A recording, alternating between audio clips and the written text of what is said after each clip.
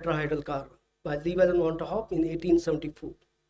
Both Lewell and Van 't Hoff were the student of Kekule, who gave the structure of benzene. So you can understand, if anybody was working at that time in the structure of benzene, the person must have the huge idea that the carbon is tetrahedral. Since he was too busy on his benzene structure, he never talked about the tetrahedral carbon. His two students, Lewell and Van 't Hoff, one was German, another French, one was 22-year-old, another was 27-year-old, went back to their respective countries, published a paper different from different countries separately. They talked that carbon is tetrahedral. When this paper was read by Hermann Kolbe, who was the famous chemist of that time, he was an editor of the journal called Journal of Practical Chemistry in Germany for 10 good years. And he had a bad habit of making commentaries of rejection papers or papers those who got accepted or published. So this tetrahedral carbon he termed as childish fantasy. Another one, he rejected the theory of benzene structure of Kekule. And out of first 5 Nobel Prizes, 3 Nobel Prizes of chemistry went to the students of Kekule, because Kekule died before 1900, so he could not get the Nobel Prize. Now, in chemistry, we talk about synthesis. Have you ever thought who coined this term synthesis? It was Hermann Kolbe in 1845. During the synthesis of acetic acid, he used the term synthesis, which we still use. So this is for the information of the students. And the first synthetic drug, people claim that chloral hydrase is the first synthetic drug. And then the another important reaction which we teach to the students is the Kolbe-Schmidt reaction, synthesis of salicylic acid.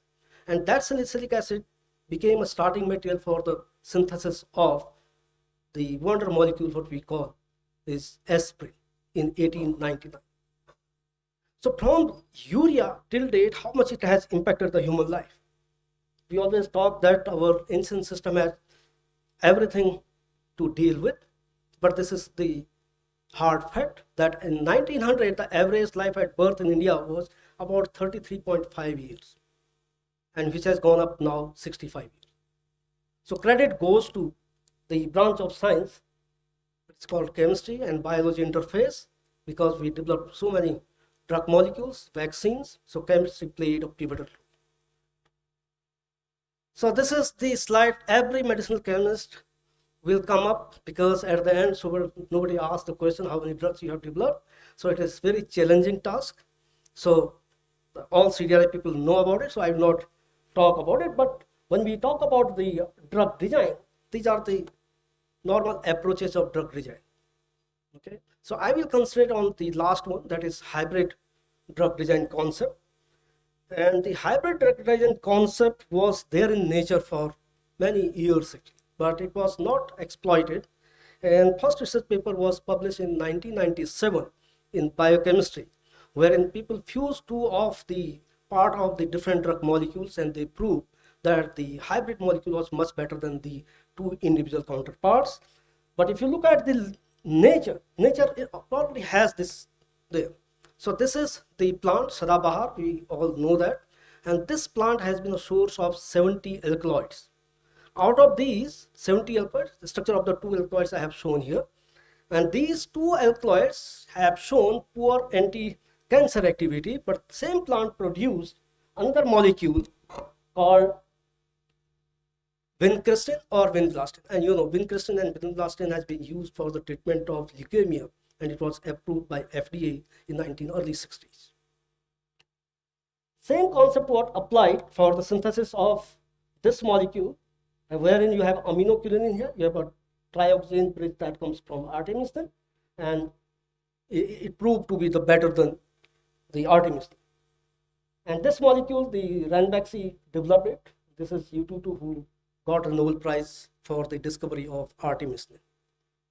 What we did at University of Delhi was this. So what we thought, we use this pharmacophore and these two pharmacophores, and I'd like to make these type of compounds. This is the DHFR inhibitor, and this is the heme inhibitor.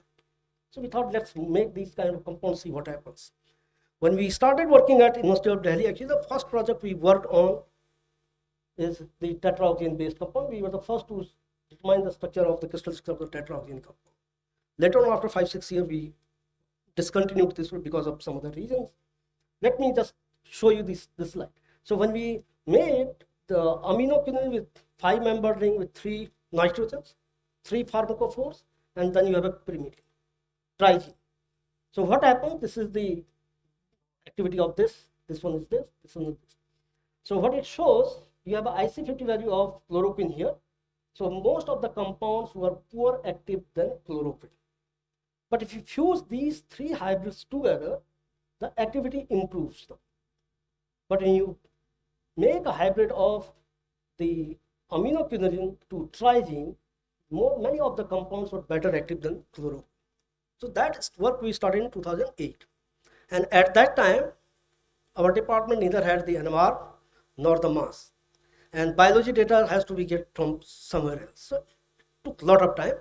In between, in 2009, 2 papers came on this concept. One is from Dr. P.M.S. Chauhan group, another was from China, the original group. And they proved that yes, the activity improves. The concept gone, but the compound, luckily the compound were different. So we published this paper in 2010. As a medicinal chemist, we thought let's go to this, as I showed in the previous slide.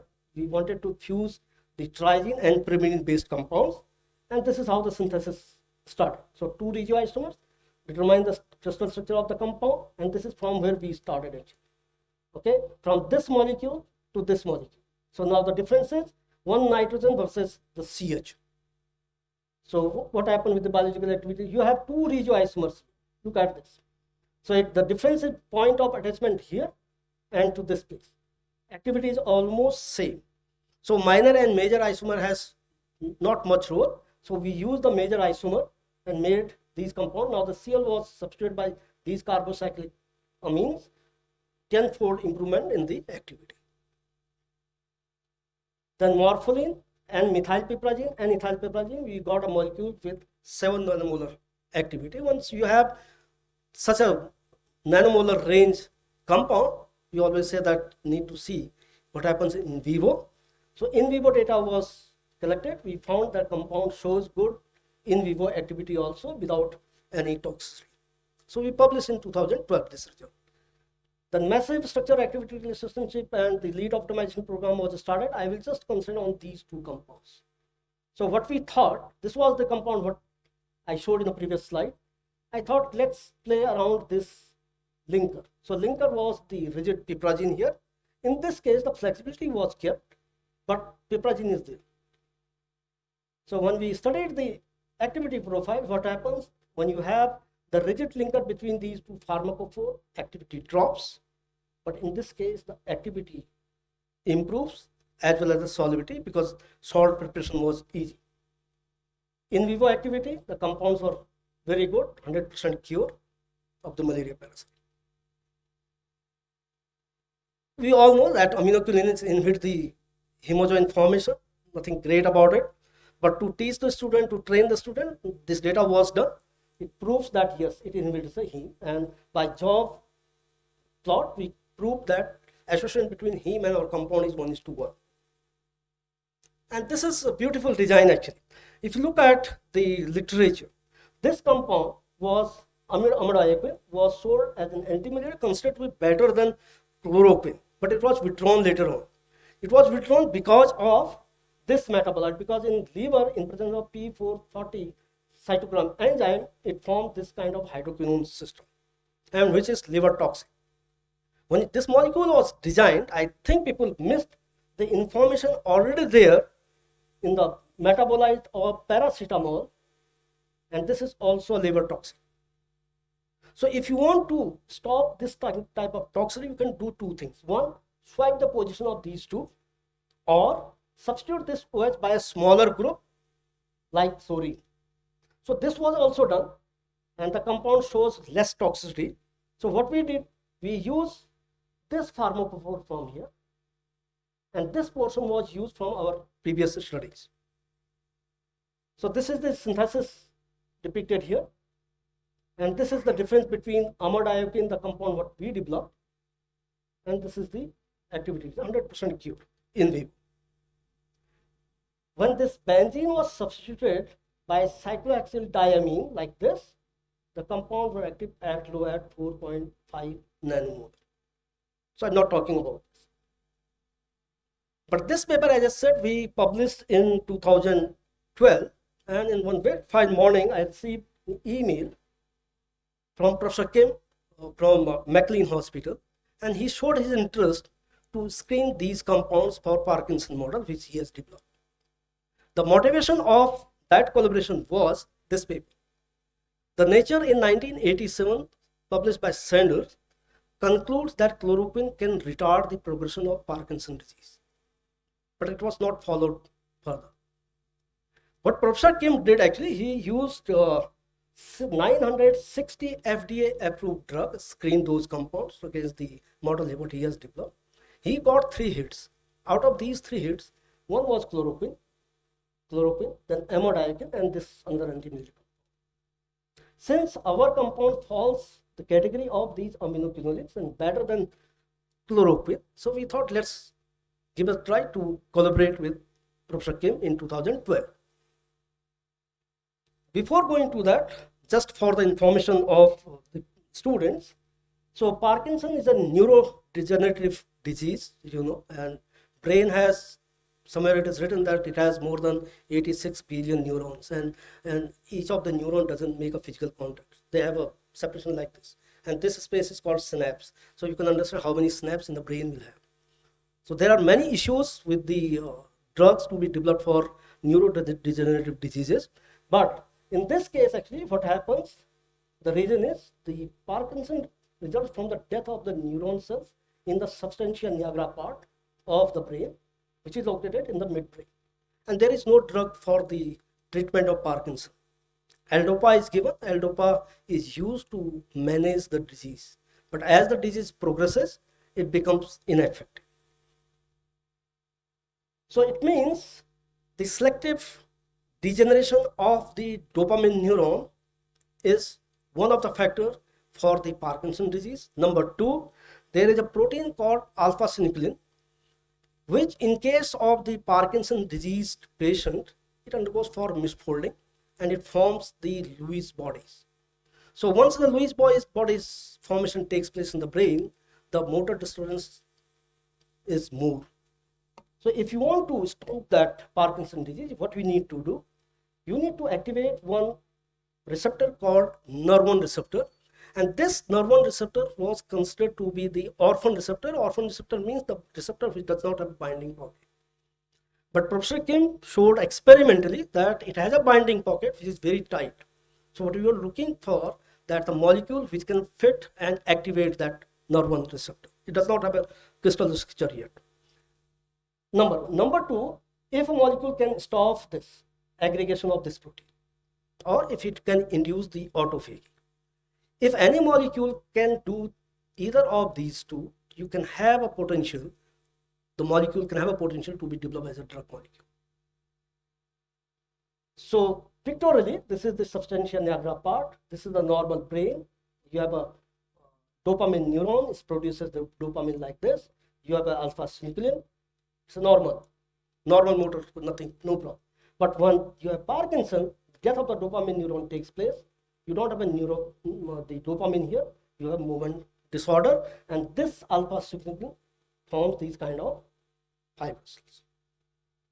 So what you need to do, you need to stop this or stop this. So we started collaboration in 2012 on this, and in the first lot actually we sent these 2 series of compounds. So this is the trizine based, this is the primine. All the trizine based compounds are totally inactive. But from the first lot we got a 4 compounds which shows some potential. Structure is shown here. Later on, this project was funded by MJ Fox Foundation 2014. Subsequent studies, what we did actually, this compound as I showed in malaria model also, we don't know whether there is any relationship or what. This compound was not active, poor active, but in this case was totally inactive, and this compound was highly active. If you look at a series here, this is the EC50 value of chloroquine, 50 micromolar, and our compound's EC50 value is less than 0.5 nanomolar. So that's the structure of the compound. So let me just tell you how we obtained this molecule. So this work we published in 2015 in Royal Society Advances for anti-malarial. So we wanted to do some more biology, and the biologist said we need about 100 milligram of compound to do more work. So I asked my student, he joined at that time actually, Satya Pawan, to make this compound. On fine evening he came to me, 100 milligram scale, he got another compound which was in 8 milligram, which mostly the student will always miss out, because it's very difficult if such a minor product shows good activity, the life of the student becomes miserable, right?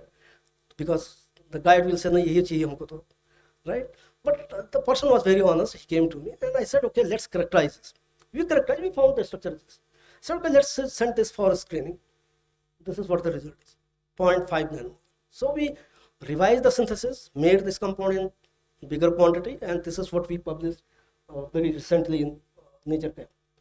So another series of compounds were like this, and many of the compounds are low nanomolar active. One of the compounds is less than 0.1 nanomolar. So this is our in vitro data.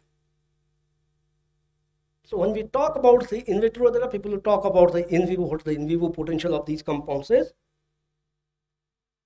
So this is the compound, what it is here, it is a luciferase enzyme assay using NER1 ligand bind domain, and this is the chloroquine concentration. This is the compound what we use. 100 milligram is the concentration here. We have 20 milligram. So our compound is 5 times better than chloroquine. And this one is the full length NER1 enzyme. And again, the same results were obtained. If you look at this slide, this is the vehicle one. All these red dots shows the dopamine neuron. When this is treated with a compound called MPTP, the MPTP is the compound which causes the Parkinson disease. Look at here, the red dots are gone. About 60% of the dopamine neuron dies. When this was treated with chloroquine, some of the neurons came back, but when it was treated with our compound as much lower dose, it rescued about 60% of the neurons. So we proved that this compound stops the death of the dopamine neurons. So this is the chemical compound that causes the Parkinson. This is what it is given to the mice, and this is the substantia nigra part of the healthy mice, like it. And when this is infected with this compound, the brain, this part looks like this. And when it was treated with L-DOPA, not much change. But when it's treated with chloroquine at higher dose and with our compound a very low dose, so if you compare these portions, it looks exactly the same. So we proved that the compound what we developed has a curative effect. This is another one. This alpha-synuclein, as I said, that also causes the increase the chances of the Parkinson once the Parkinson symptoms are developed. So this is the vehicle. This is the alpha-synuclein treated, and this is with our compound. You can see it. So what it does actually dissolve these lumps or the Lewis bodies and stops the aggregation of this important protein in the brain. So that was another mechanism by which this molecule. The third one is this. This induced the autophagy also. And chloroquine stops the autophagy. We do not know the exact mechanism of why it is doing, because we could not establish that. The rest of the things we could establish. But there are reports where people have reported that the pyrimidine ring containing compounds can induce autophagy. So that may be the reason, and this is one of the major comment the Nature Communication made. So what this slide shows, this is under the starvation. So you can see here yellow dots and the red dots. Okay, so that says the cell stress. But when it is treated with this compound, it inhibits the autophagy, all the red dots are gone. But when this is treated with chloroquine, it reduces to 21%. But when it treated this compound, this was treated with our compound, so it induced the autophagy to 64%. So one compound is doing three different things. One is stops the death of the dopamine neuron. Another one, it stops the aggregation of alpha synuclein, and it induces the autophagy. So this molecule was transferred to industry in Boston called Nervan, and these are the students who contributed to this in last 10 years. We screened about, in that paper we mentioned about 570 compounds, all multiple steps, and purification is really, really difficult. So that was the ultimate happiness that these molecules are listed in the pipeline in the website of this drug, and just 10 days back this work was accepted by Nature Communication for publication.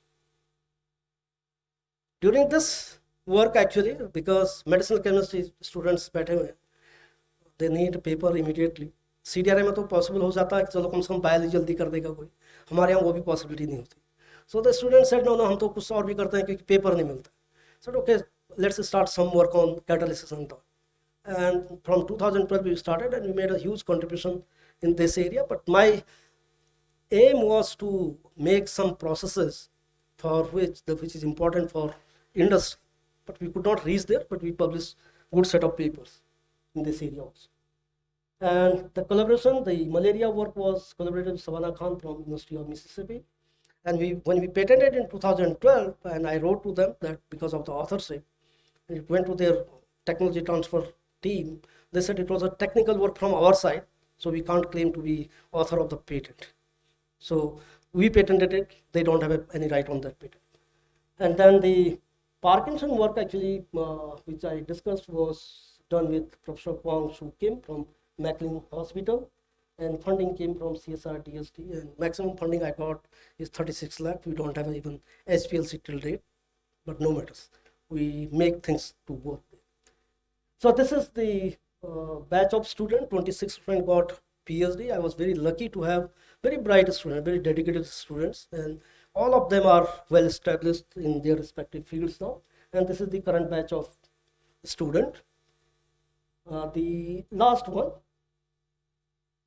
I have been heavily involved in university administration for the last 2.5 years, and I'm the dean examination, looking after the examination of 6.5 lakh students, 90 colleges, 86 departments, all comes under my control for examination purposes. When Delhi University became the first university to release 1.78 lakh digital degree in 2021.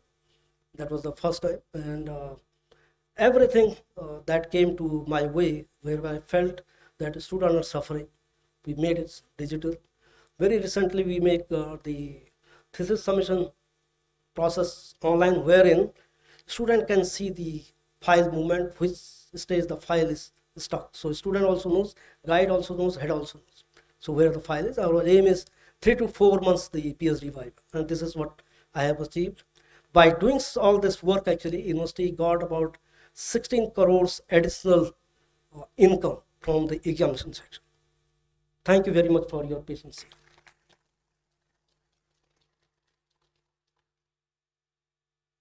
I will be happy to answer if anybody has questions.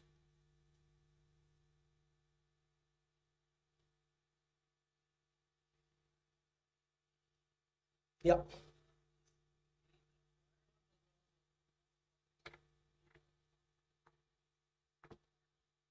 Quinolin is required.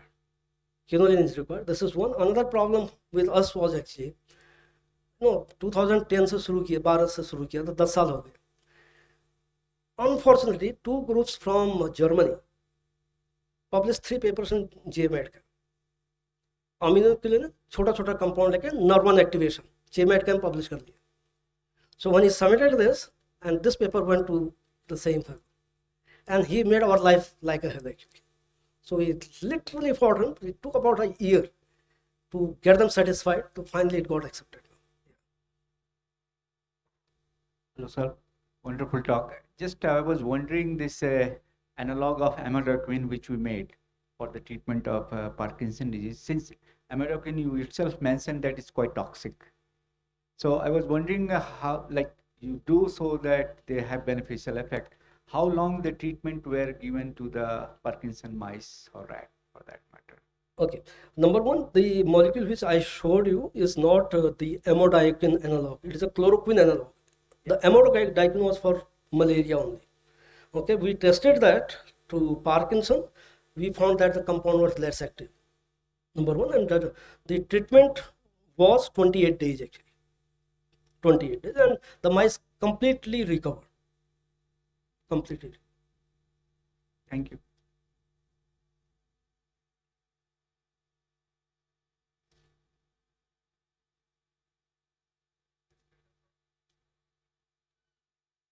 Yeah. Yes, they are filing the IND now, and we feel that by the end of this year, phase 1 clinical trials they will start. Yes, yes, they have done it. Yes.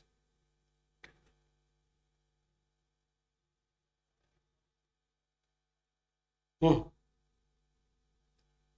No, but the problem with this, very unique because generally in medicinal chemistry, what happens, we can make a good SAR, systematic variation, good SAR. But in this model, you cannot generate an SAR. Small change leads the complete inactivity in the compound.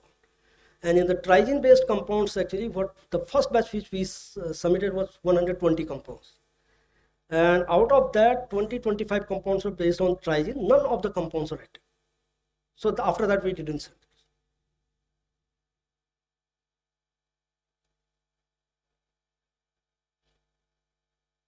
So this is what I'm saying. Even after screening about 600 plus compounds, you can't make the SAR. And also when you have changed it to the diazine, so in your case there are two positions, right?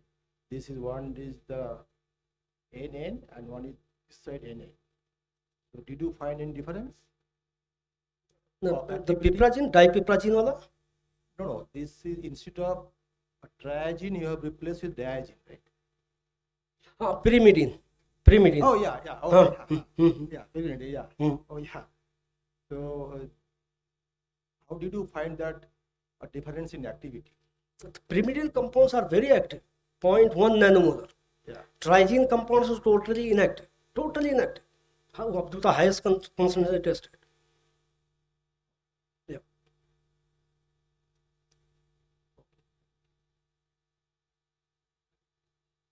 Hmm.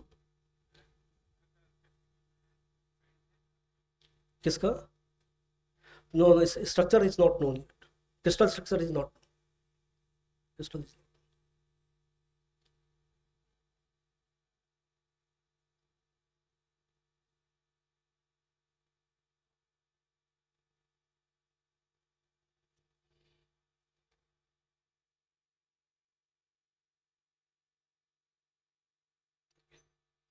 Thank you.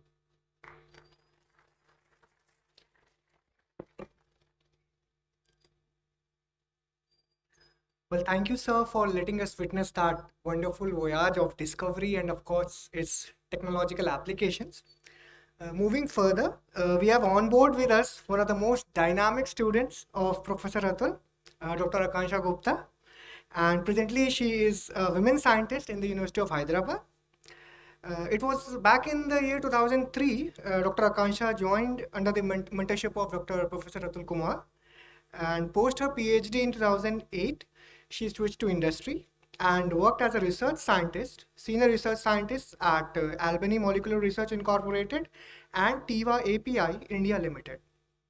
Next, it was in the year 2011, she swiftly routed to Los Angeles, where she joined as a postdoctoral fellow in the University of Southern California.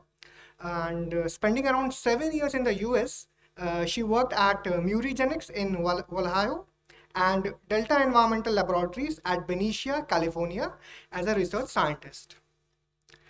In the year 2018, she moved back to India and joined Venkat Sai Life Science, Hyderabad, as the technical director. Dr. Akansha was designated as the DST Women Scientist A at the University of Hyderabad in 2021, wherein she is currently working on the total synthesis of natural products via sugar derivatives. Well, ma'am, the stage is all yours. Please, everyone, a huge round of applause for Dr. Akansha.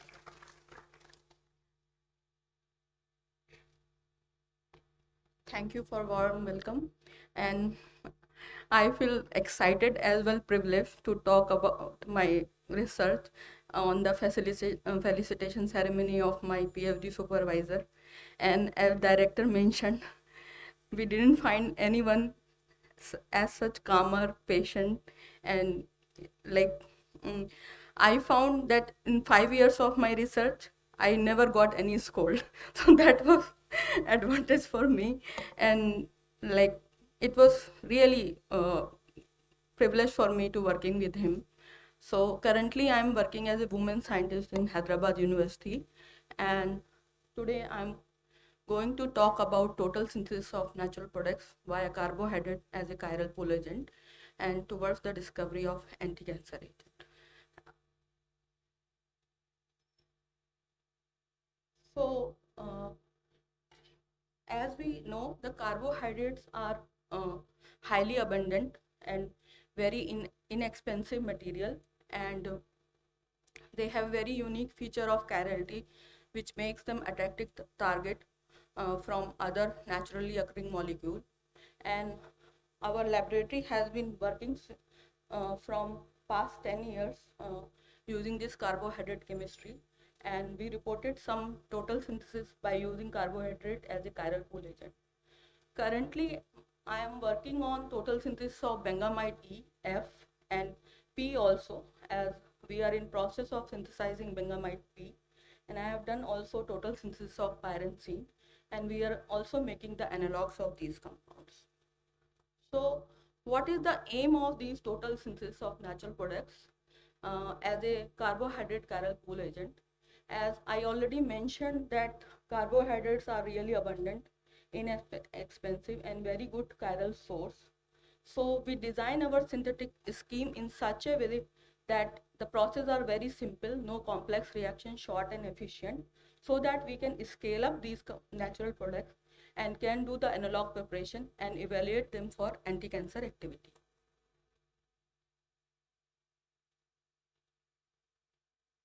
So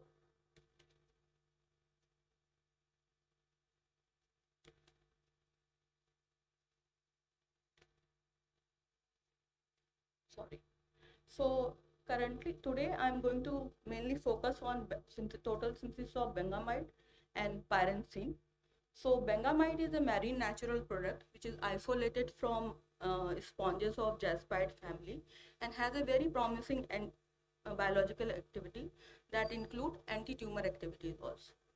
If you see the bengamide EFP, so this is bengamide E was found to be anti-cancer active in MDA MB435 plus carcinoma cells, and its IC50 was 3.3 micromolar per liter. The bengamide P, which is the C5 ester analog of bengamide family, found to be more potent, and its IC50 was 1.2 micromolar per liter in breast carcinoma cells. So, as marine natural products has a very limited source and supply for these compounds, so total synthesis is required to make the significant quantities of these compounds. Now next is the total synthesis of pyrazine, which is a plant source, and it is isolated from the stem bark of Gonionothalamus giganteus tree, and it also has a very limited bioavailability, and from 10 kg of tree bark we can isolate only 10 milligram of this compound. So to get the significant quantities of these compound, the total synthesis is the only way, and so that we can make the various analog of these compound and further evaluate their anti-cancer activity for new drug lead compound.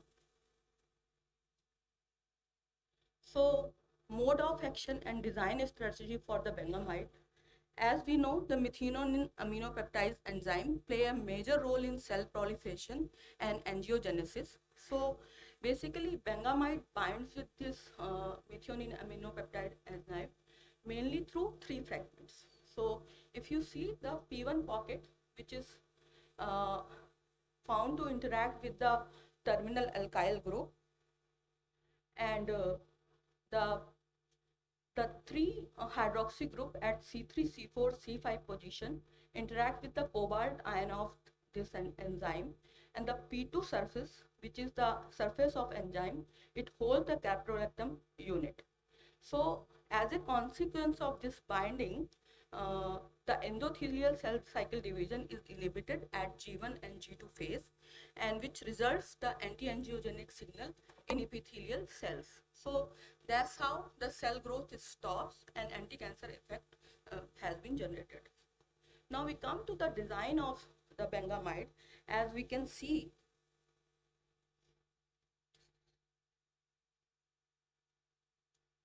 so as we can see, there are three parts of there are mainly three fragments of this molecule. So we can modify on all the three positions, and basically we design a total synthetic route in such a way that we can do the diversity oriented synthesis, and we can get the various molecule for structure activity relationship. So here we can modify at olefinic position, polyhydroxic position, and caprolactam unit. But basically in this total synthesis, we are looking for C5 substituent. As I mentioned that bengamide P was more potent than bengamide F and E. So F and E. So we are particularly looking for C5 analog of these compounds. The retrosynthetic strategy and literature background of bengamide E. So originally we started the total synthesis of this compound via this beta D-galactothioperoxide and made and synthesized this polyhydroxy acid and couple it with the caprolactam unit, did olefin cross metathesis and get the bengamide. So this process involves 17 steps, and it is overall yield was 17%. Later on we revised our approach, and then we synthesized the lactone from the same sugar derivative, and then couple and found the bengamide E as well as 5-AP bengamide. The literature survey revealed that bengamide E was synthesized earlier by D-glucose, L-glucose, and several other molecules, but the overall yield is like 0.40% to maximum 11%, and the total of number of steps 15 to 18. Only one report was there where gluconolactone has been utilized, and the total synthesis has been done in 7 steps, but the yield was 5.43%. Here I am representing the total synthesis of this particular compound with phenyl thiobeta-galactoperoxide, which utilized total steps 12 and overall yield 23%.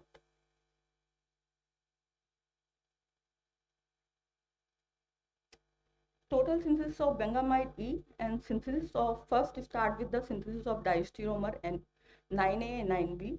So the first critical requirement for this total synthesis is the 4 consecutive carbon center at C2, C3, C4, 5 to form the polyhydroxy side chain.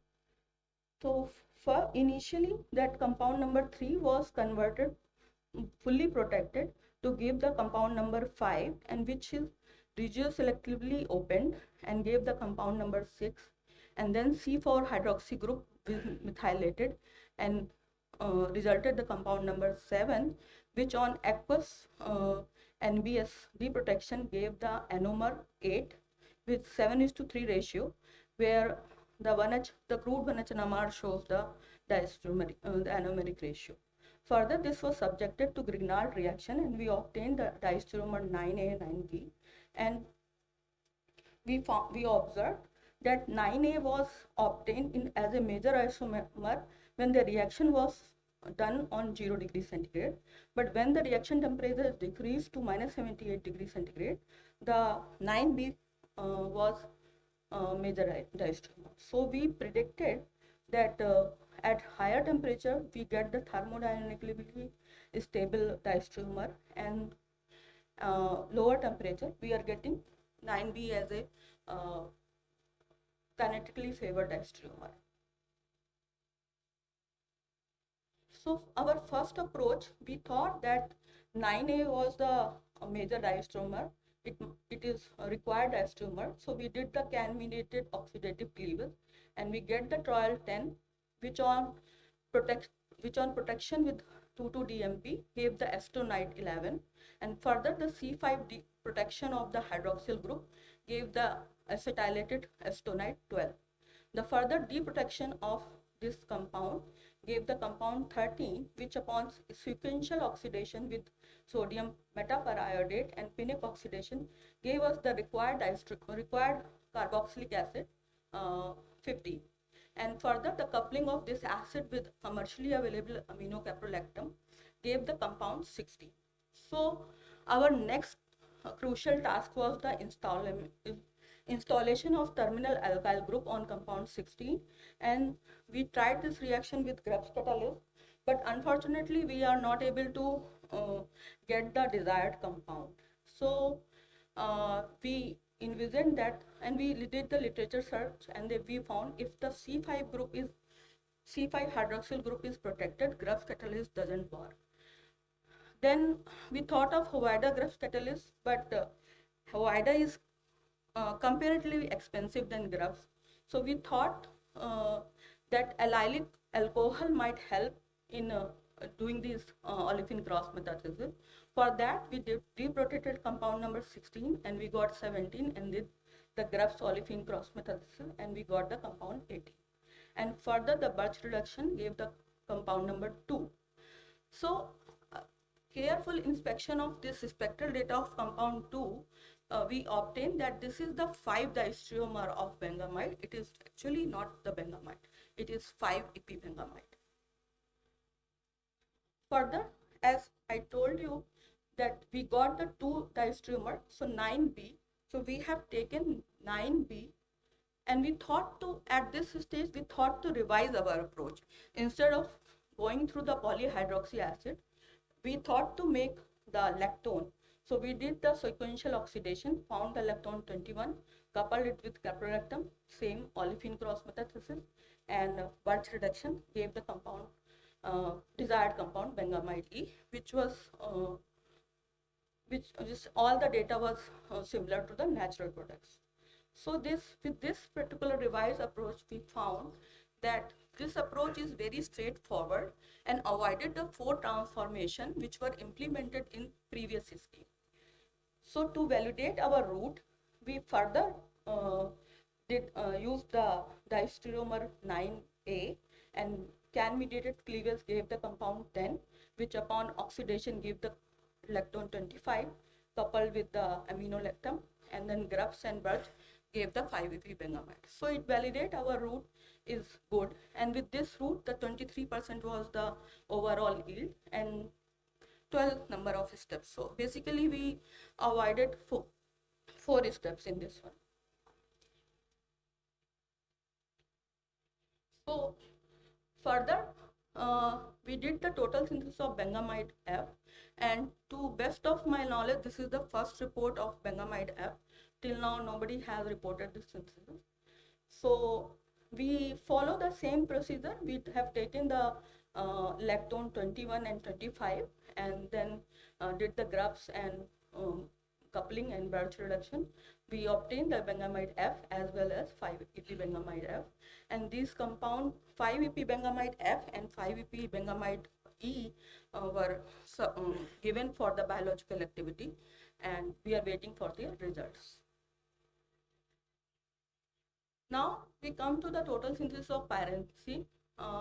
Here I am giving the literature background and mode of action of pyrazine.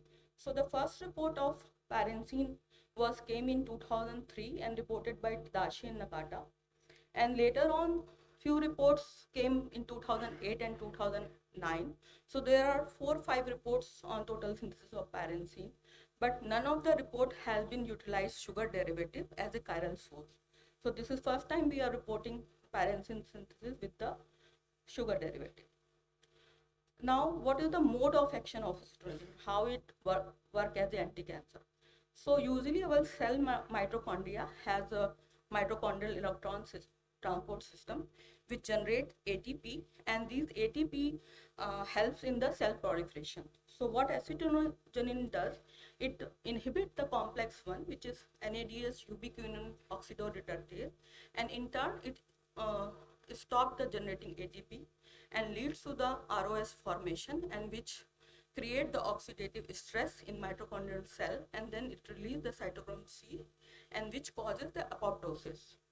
So the cell death occurs, and that's how acetogenin work as an anti-cancer agent.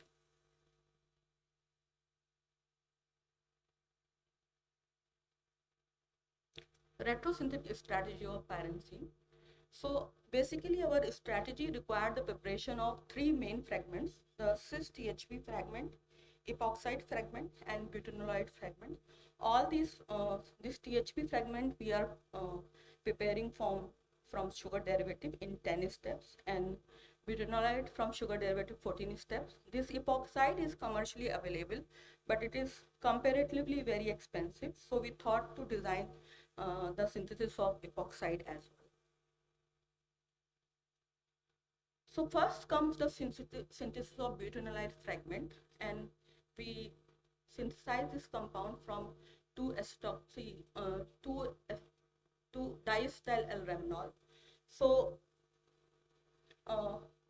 first we utilize the ring contraction strategy here, and first we made the compound 5 by Ferrier, and then did the deacetylation as well as PMB protection, which gave the compound 6. The compound 6 was further oxidized to give the Ceylon oxidized, and then did the basic hydrolysis to give this gave the compound cyclic allyl vinyl ether, which upon Claisen rearrangement produced the 3C branch aldehyde compound number 8. The compound number 8 was further subjected to Grignard reaction and gave the diastereomer 9A and 9B. The newly generated center at C4, the stereochemistry has been assigned, and then we observed that 9A was our required diastereomer, which was protected by TBS, and then we did oxidation to make a epoxide, and basic hydrolysis give the hydroxyacetal. The further hydroxyacetal give the O-formaldehyde acetal, and on basic hydrolysis it gives the ring contracted furanose hemiacetal. Further, the oxidation of hydroxy group gave the lactone, and again we applied the protection and deprotection strategy, which gave us the butanol fragment 1. The next task was the synthesis of cis-THP fragment 2, which is the major challenge in the pyrazine synthesis. So for that, we have taken to 2-S-toxid glucose triacetate derivative, and we have installed the C-alpha acetylenic group on compound 16, which was subjected to Luch reduction, gave the compound number 17. The stereochemistry in 17 was confirmed by the coupling constant, that axial and equatorial coupling constant is 5.5, and by that the compound was already not this particular compound, but some compound related to this already they established that this position will go on alpha position.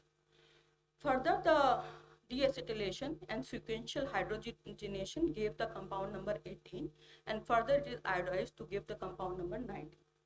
The hydroxyl group was protected with benzyl trichloroacetamide to give the benzyl protected compound 20, and which upon cyclic zinc mediated ring opening, it gives the hydroxyalpine 21, which was subjected to oxidation, give the epoxide, and then cyclization reaction give the cis and trans THP. So we got this isomer in 2:1 ratio, and the cis was the major isomer, and the unrequired isomer was further subjected to iodination, which gave the compound number 20, which can be utilized to further make the major diastereomer. Then after this Martin periodine oxidation, we got the compound number 23, which upon propargyl magnesium bromide reaction gave the compound number 24A and 24B as a diastereomer. So all the stereochemistry, how it is established, I will explain in next slide. And then TBS protection gave the compound number 2, which is the major fragment.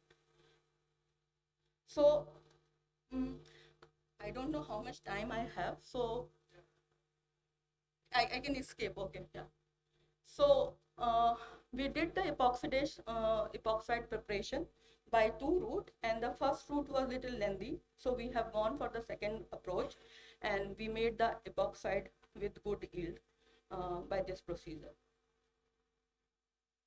The total synthesis end game. So as we know that we have 1, 2, 3 fragments in hand, so the compound, the THP, the Lewis-mediated acid catalyzation, addition of lithiated THP to the epoxide gave the compound number 31, and then the major task came where we have to couple these 2 fragments, the 31 and first. For that we have tried different strategies, deprotection and protection strategy, you can see in the table, but because of different reactivities of this compound, it was very difficult to promote olefin cross metathesis here, but somehow we achieved our goal with TBS protected 31 and TBS deprotected 1 with Hawaida-Grubbs catalyst, and we got the compound with 63% yield. The selective hydrogenation of compound 32 gave the compound 33, which on debenzylation yielded the parencene, and it was in full agreement with the spectral data of natural compound. In conclusion, we have developed a novel route to synthesize the parencene and bengamide ENF by taking the advantage of sugar derivative as a chiral source. As our syntheses are shorter and simpler than previously reported and can provide the significant amount of bengamide and parencene, our proposed route provides the easy access to structural modification and can contribute to detailed structure activity relationship studies for anti-cancer activity profile. Additionally, we can scale up these compounds to multigrams as raw materials are highly abundant. Thank you. This is end of my talk, and I want to dedicate my talk to Dr. Atul Kumar, my PhD supervisor. I want to acknowledge the laboratory of Ramu Sridhar and their group for constant support. My fundings from WS, GST, SRB, and using the infrastructure of University of Hyderabad. Thank you. If you have any questions. Dr. Akansha, very elaborate. I was just curious, you have been doing this yourself? I am doing with one of my colleagues. Wow, that's, So basically, really, I must say it's a long synthesis. So 2 questions actually. So first, when you was converting your SPH to the OS through epimerization in the first synthesis, so bengamide you are talking yes, bengamide. So how smooth was that conversion? That is the first question. And in the later about. Can you repeat the first question itself? Can you slide, repeat? I don't know. What was you were asking? What So was you was SPH to the hydroxy through epimerization by using NBS. Okay, that is anomeric Yeah, compound yes. we are getting. So how smooth was that? Did you observe some byproducts? Means what was your observation? So we got some impurities, and then this compound in 70:30 ratio, and this was by crude NMR we got that this is alpha NMR, this is beta NMR, and we have forwarded this compound as such for the next step. So you rather than moved ahead purifying. with the anomeric mixture. Anomeric mixture without Yeah. purifying. The second question maybe I'll ask later. Thank you. Apologies, we won't be taking any more questions. We are running behind the clock a bit. So I'm sure ma'am will be more than happy to interact over tea. Well, next we have amongst us Dr. Siddharth Sharma, who is presently an assistant professor at the Mohanlal Sukhadia University, Udaipur, Rajasthan. And Dr. Siddharth obtained his MSc in chemistry from Mohanlal Sukhadia University, Udaipur in the year 2007. And subsequently, he joined Professor Atul Kumar's group to pursue his work on the design and synthesis of novel electrocycles with the potential of drug development. He completed his PhD in 2012, and after his PhD, he joined the Pohang University of Science and Technology, South Korea, as a postdoc fellow, following which he was appointed as a DST Inspire faculty at the Guru Nanak Dev University, Amritsar in 2014. Later in the year 2018, he moved to Udaipur as an assistant professor at the Mohanlal Sukhadia University, Rajasthan. Ladies and gentlemen, Dr. Siddharth.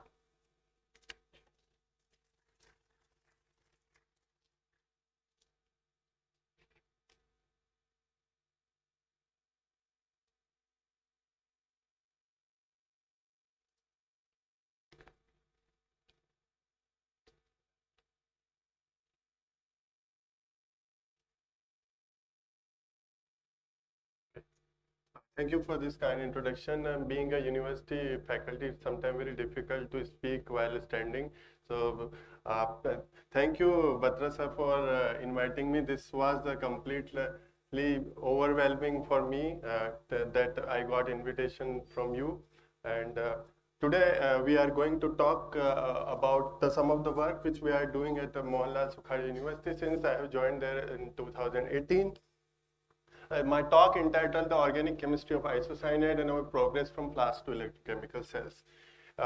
We are very much fascinated about the isocyanides since I have joined independently. Majorly our research group interest lies into the three areas. In first one, we generally do some multi-component reaction utilizing these isocyanides, and we try to cyclize these multi-component reaction using some different methodologies. At the same time, recent renaissance of the electroorganic synthesis, we thought that we should also use our small expertise which we generated during the years, what we learned from the isocyanate chemistry that can be efficiently merged using the isocyanate chemistry and electroorganic synthesis. Recently, we have also completed one or two projects on CH bond functionalization using electroorganic synthesis. Okay, but today I would be concentrating on the first two parts.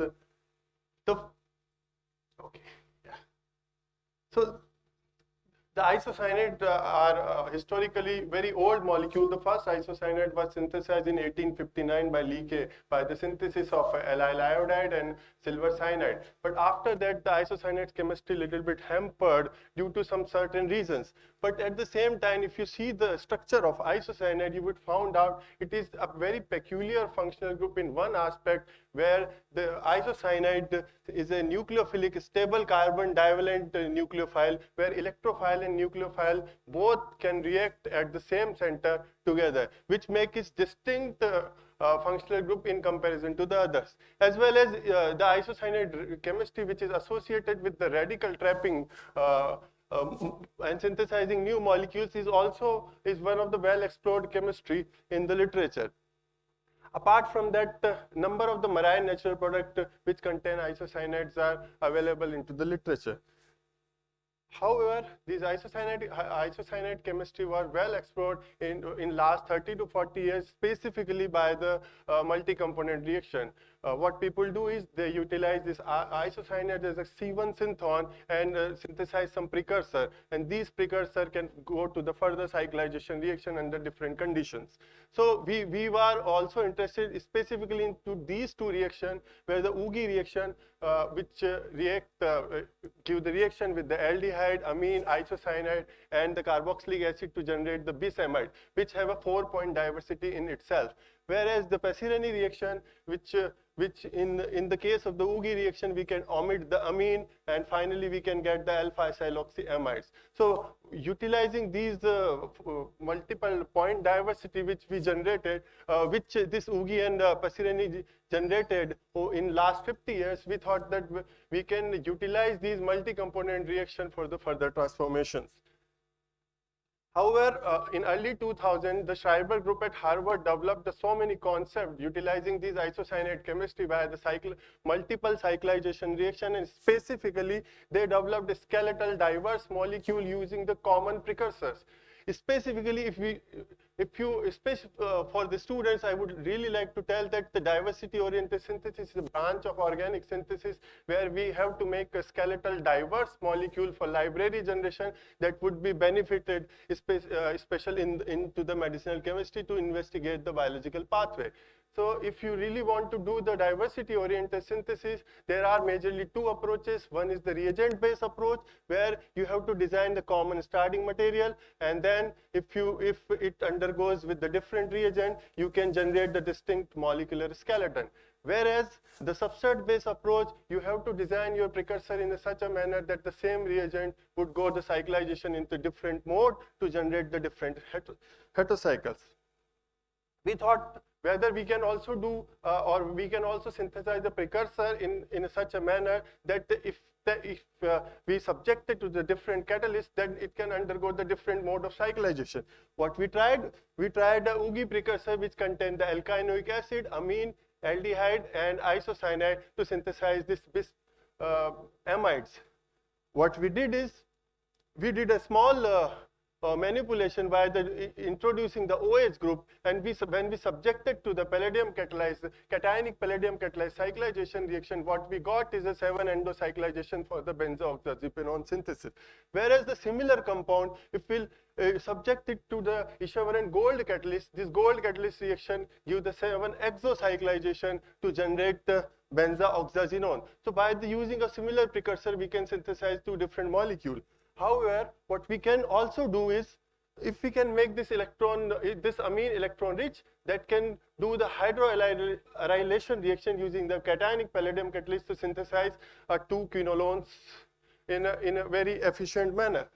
What we recently achieved is that the similar kind of molecules can undergo electrolysis using for the synthesis of this spirocyclic pyrrolidinone. So overall, and apart from that, today I am going to concentrate on one of the work. In this case, what we did is we have subjected the iodocyclization reaction in a cascade manner to synthesize this phenethidine-fused polyheterocycle under highly diastereoselective and radioselective manner.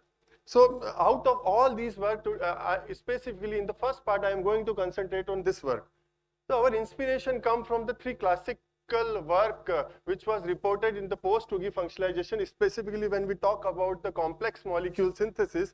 What is one of the synthesis has been achieved by from the CDRI itself by the Ajay Srivastava group in 2016. What they did is they have taken a simple amide precursor with the electron-rich aniline, and they can do they can assemble the molecule for the synthesis of complex tricyclic skeleton and using the post-UGI modification under highly diastereoselective manner. At the same time, He group and the Eric group at the Belgium, what they did is they have also taken electron-rich aldehyde as well as electron-rich amines to do the gold catalyzed hydroalylation, and followed by the cascade cyclization approaches to synthesize these complex molecule in one step.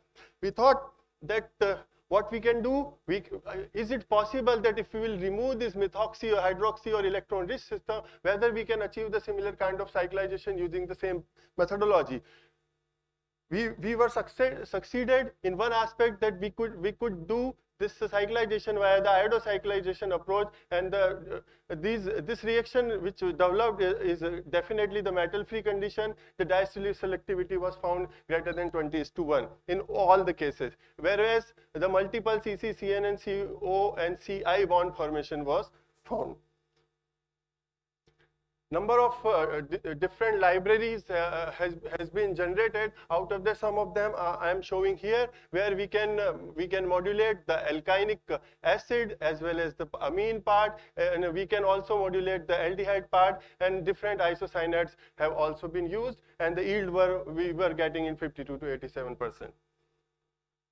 We did not restrict ourselves to this phenanthridine fused heterocyclic system, but what we did is we further complexify molecule via the alkenic iodide based Suzuki cross coupling and Sonogashira cross coupling to synthesize these molecules. Being from CDRI, always looking forward for the medicinal chemistry, therefore.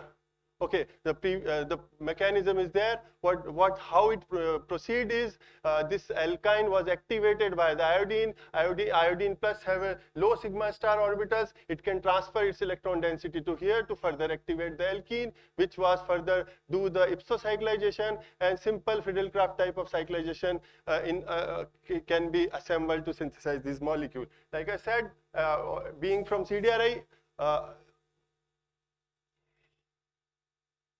Always fascinated with the medicinal chemistry. What we tried is we tried to collaborate at the Central Institute of Punjab that these compounds might be very good anti-cancer agent, because these complex alkyl kind of a skeleton have been previously reported for their anti-cancer activities. However, we got one of the compound against the MCF7 breast cancer cell line, but at the same time, when we compared with the doxorubicin, we found that these are not very good enough to pursue further. This is the second project currently we are doing from last 4 years almost, is organic electrochemistry. Organic electrochemistry is a branch of organic chemistry where the molecules can be oxidized and reduced at the anode and cathode respectively to generate some intermediates, and these intermediates do the follow-up reaction to synthesize product. If you really want to do electroorganic synthesis, you have to go via the two modes.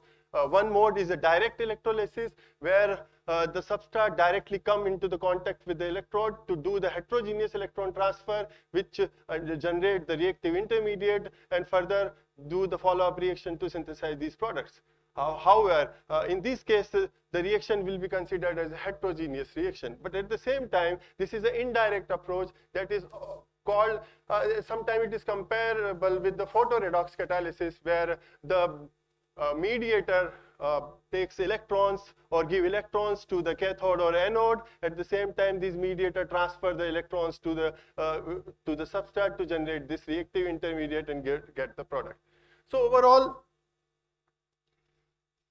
this is one of the specific case study I really would like to show in a very brief to show the power of electroorganic synthesis, where this Wattable in 1982 could able to reduce this molecule under the traditional Birch reaction condition, where the cryogenic condition have been used to synthesize this molecule. But at the same time, Baran group in 2019 published a science. In this case, they could able to achieve the similar kind of molecule under very mild condition of the room temperature, and the cheap electrodes were used, and they could able to achieve this in the kilograms scale. Therefore, the academia in that industry in that respect have happily took over electroorganic synthesis. Our motivation in the electroorganic synthesis come from the reactivity of the isocyanate and the basic principles of electroorganic synthesis. What molecule does when it comes into the contact with the anodes is it generates radical cations, and these, if the cation will go out, the radical will form. And what this radical will do, it is well known in the literature, this radical will react with the biradicals of the isocyanate to do the further follow-up reaction and to synthesize the products. Whereas this radical, there is a strong possibility that it will not restrict up to this radical, but it will further undergoes the anodic oxidation to generate the cation. But at the same time, this is the beauty of the isocyanate chemistry, that this isocyanate and cations chemistry is also well known into the literature. Sometimes molecules which have a low reduction potential can undergo the cathodic reduction at the cathodes. That can also generate the radicals and as well as the anions, and these anions react with the vacant orbital of the isocyanate. It means that even if we will generate the cations or anions or radicals via the electroorganic synthesis, there is always an isocyanate which can react with that. So one of the first molecule which we became interested is the carbodiamides, and the reason for that we synthesized this from the amine and isocyanate, and amine was present in our lab because we were involving in the Ugi reaction, and same thing with the isocyanate.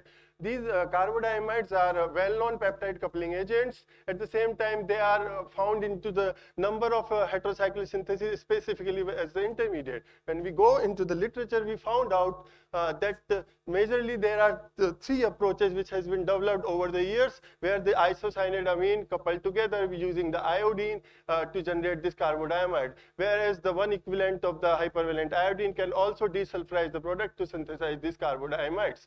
And another approach which is generally used by the chemist is they can generate azide and isocyanide under the palladium coupling.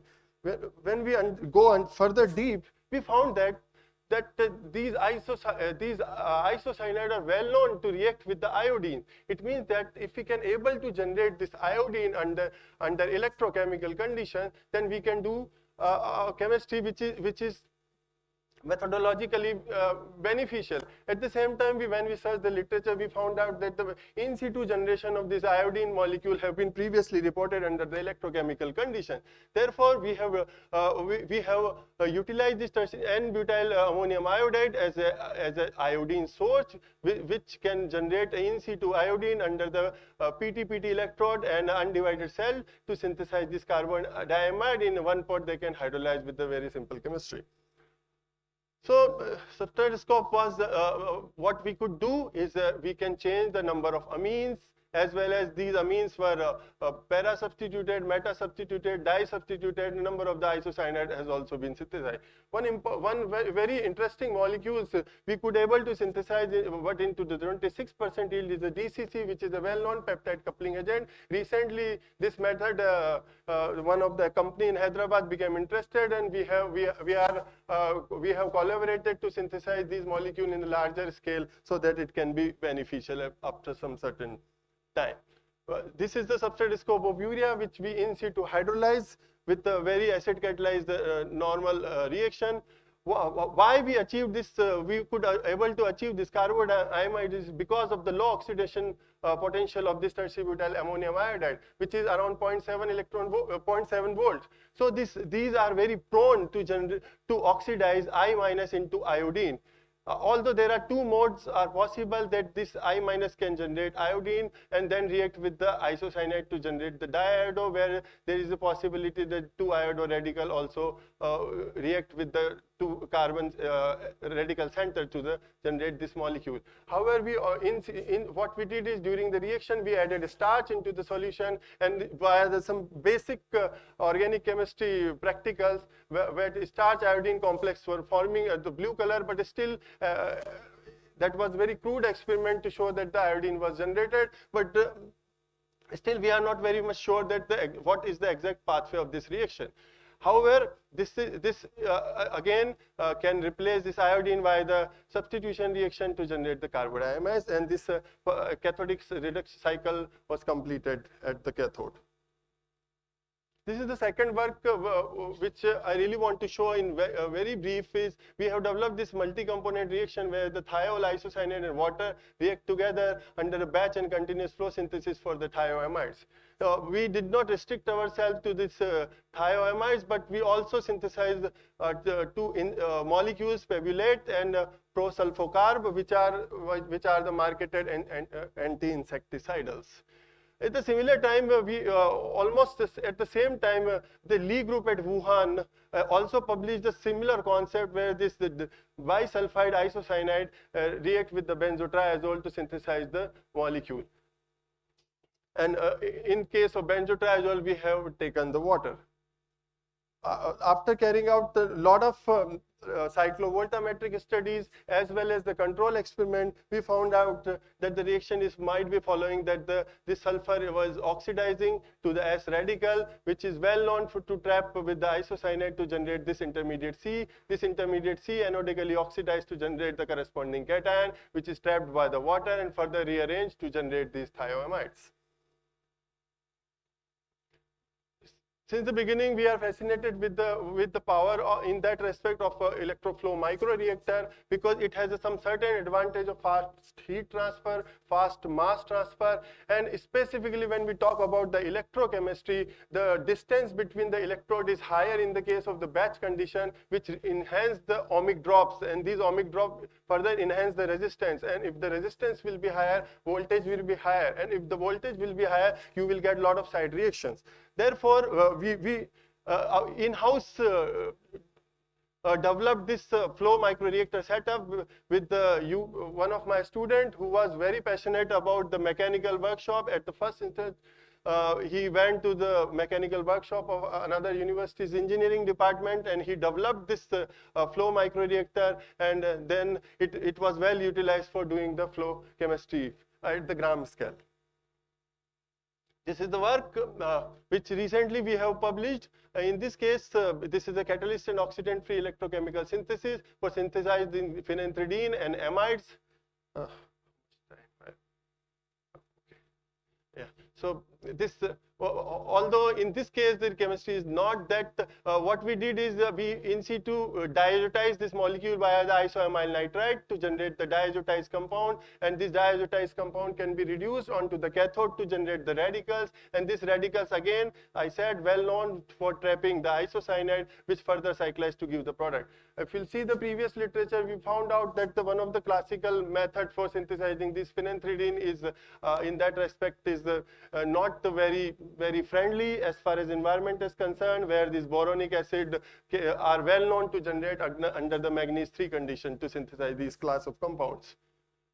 So after doing this CV studies and the control experiment, we found out that this amine can generate the diazotized compound, which takes an electron from the cathode to generate this radical, and these radical react with the biradicals of the isocyanide, and further it can anodically oxidize to synthesize these molecules. At the similar mechanism has been followed for synthesizing amides. Although after developing 2 or 3 methodology, we thought we should not be restricted to the methodology development, but at the same time we should try to synthesize some novel molecule using the electroorganic synthesis, as we have some previous experience in the post-Ugi cyclization reaction.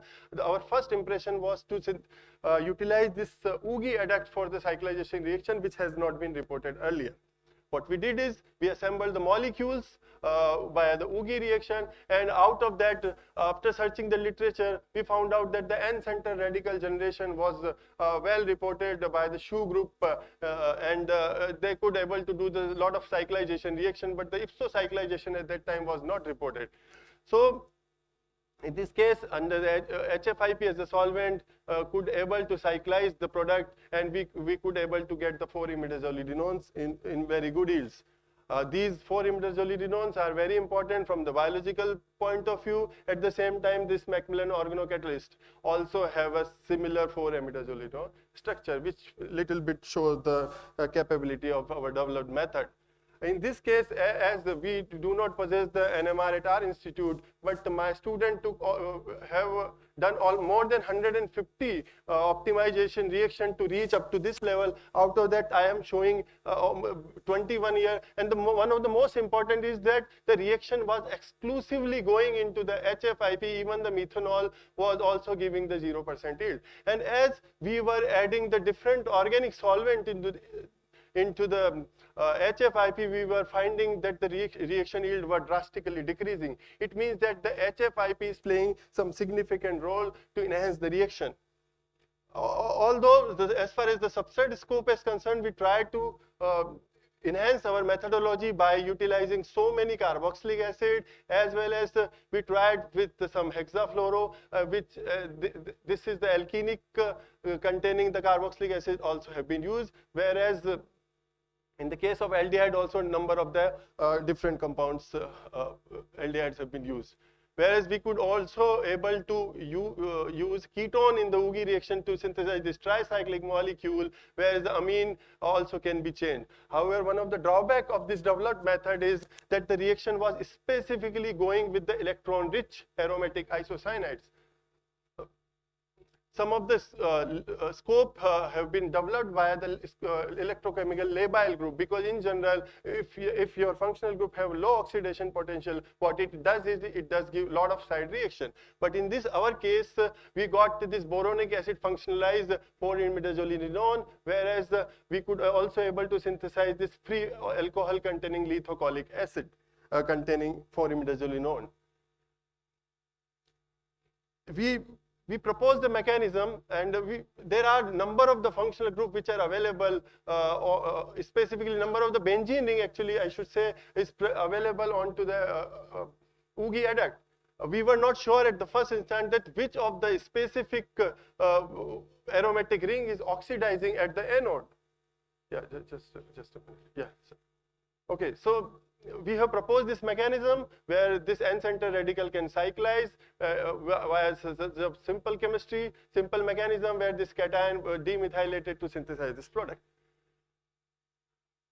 We did some cyclic voltammetry study to find out that why specifically this benzene ring was oxidizing. When we took the CV, we've got the two peaks at the 0.7 volt and 1.1 volt, and to know that specifically this is the ring which is oxidizing. First, what we did is we did the knockoff studies. We removed this methoxy group at one position. What we find out that this is increasing. At the same time, at one time we removed this methoxy group, and we found out that this oxidation potential have been increased. So we thought that, or I should say, we proved that this is the specific ring which was oxidized. This is the last slide where as the reaction was specifically going into the HFIP, we thought that we should do some NMR study. My student went to the Vanastali University to do some NMR. What he did is he increased the HFIP concentration and did some titration studies, and he found out that this NH peak is continuously going upfield, which means that there is some intermediate. We proposed this intermediate, and this was very relevant to our cyclic voltammetry studies also. But we also tried to co-crystallize this molecule with the HFIP, but till date we are not succeeded. Apart from that, we are also doing some CH bond functionalization reaction at MLSU, where we could able to functionalize this indazole under the batch and continuous flow synthesis under very mild condition, and we have developed another novel multi-component reaction also to synthesize these indolezenes using this metal-free cascade approach.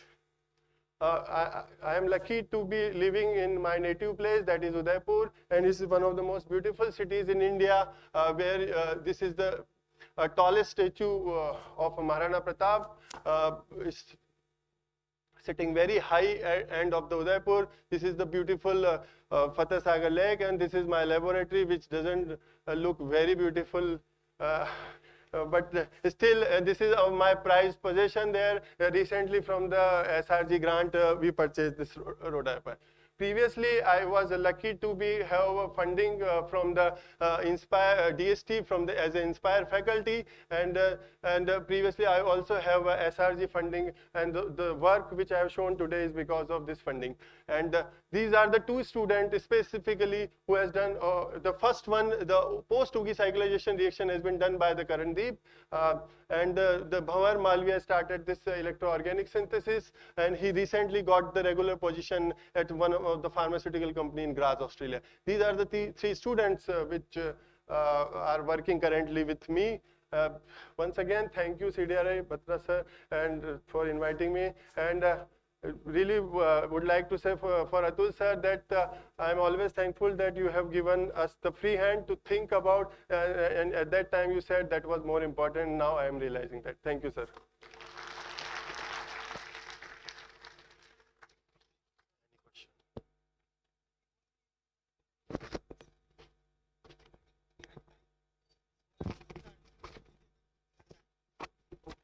Moving on to the next session. This sums up the mini symposium, and now we are entering the next section for the felicitation of our beloved Dr. Atul. And as the saying goes, do not cry because it's over, but smile because it happened. Hereby, I would like to take this opportunity to present you a brief overview of his life and journey at CDRI.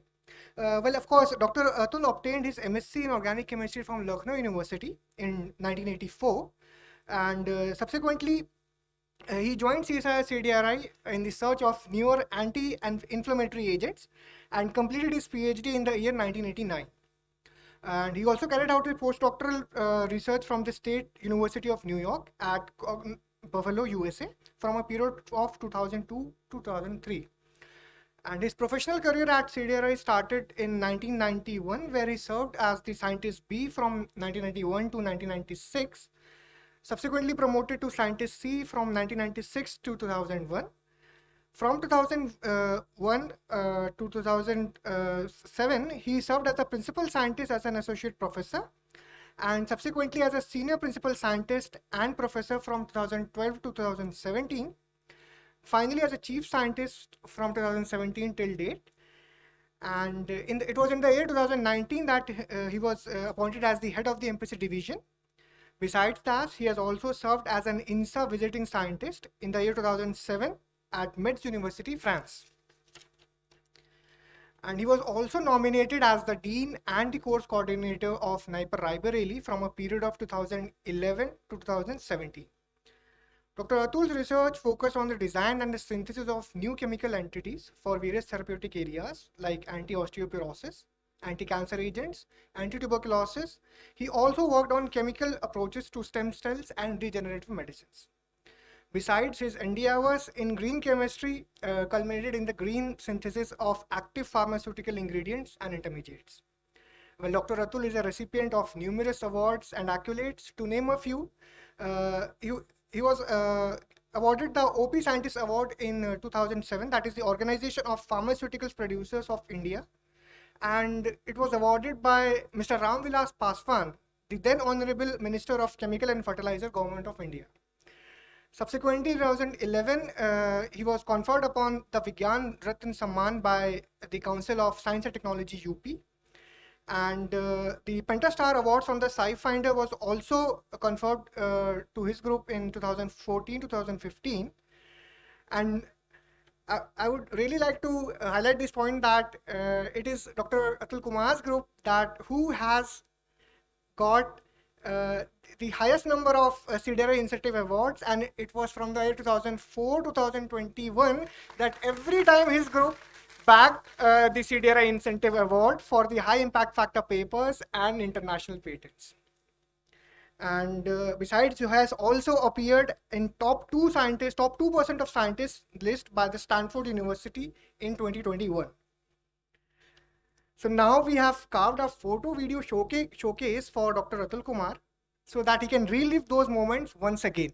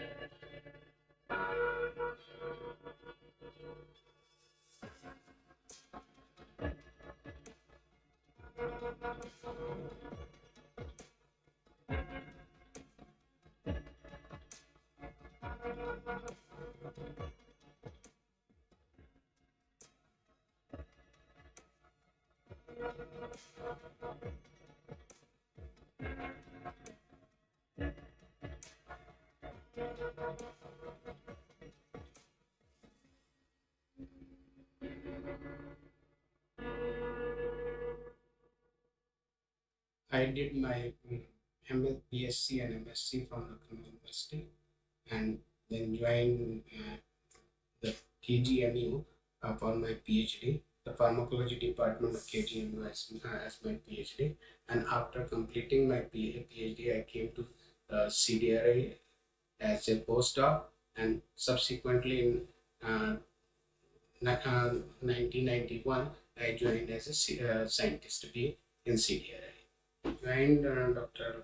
B.S. Bhagni is the head of department, and he's a very learned person especially in the biosynthetic area. And after that, Dr. Bhadri was a very good chemist, and I worked especially with Dr. Suprabhat Ray.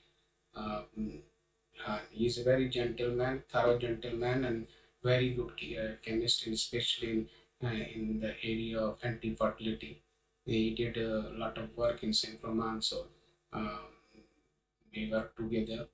Yeah. Dr. Kulsreshtra then become the head, and he's very renowned uh, this natural product chemist. And Chandan Singh, who worked in art ether and on this. And basically, all these people helped me a lot. Many colleagues which helped me in establishing labs and other things. So I thank all of them for their support and in believing in me. Right? We got OPPI Scientist Award from Organization of Pharmaceutical Sciences. Then Vigyan Ratna Award by UP government, and the Pentastar Award by SciFind USA for the contribution in making the SciFinder's new version. And I basically the incentive award from 2004 to 2022. I regularly, in every years, I got this incentive award. So we have about 26 incentive awards during this period. That is a contribution by my students, basically, who said that every year we are in the list of incentive awards.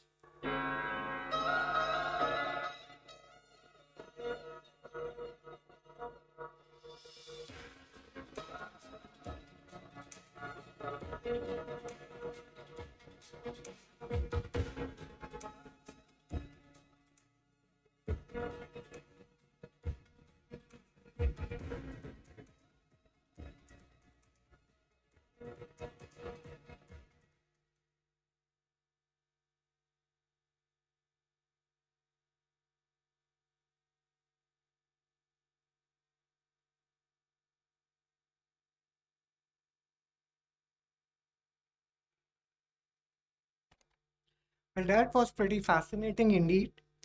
And next, I would like to call upon the ex-students from Professor Atul Kumar's group to share their experiences with us. And we have among us the very first student of Dr. Atul Kumar, that is Dr. Parvez Ahmed. Dr. Parvez, please.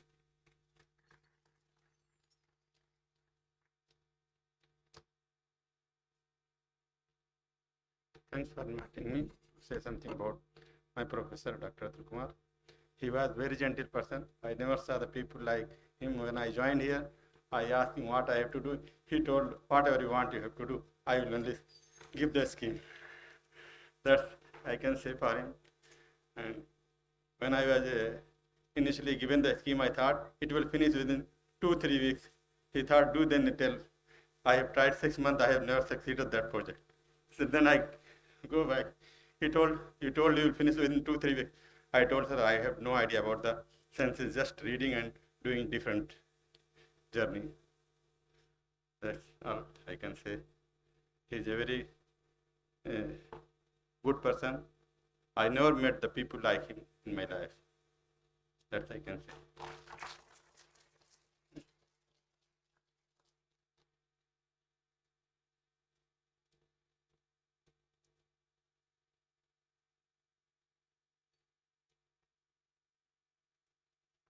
Next, we have among us Dr. Lalit.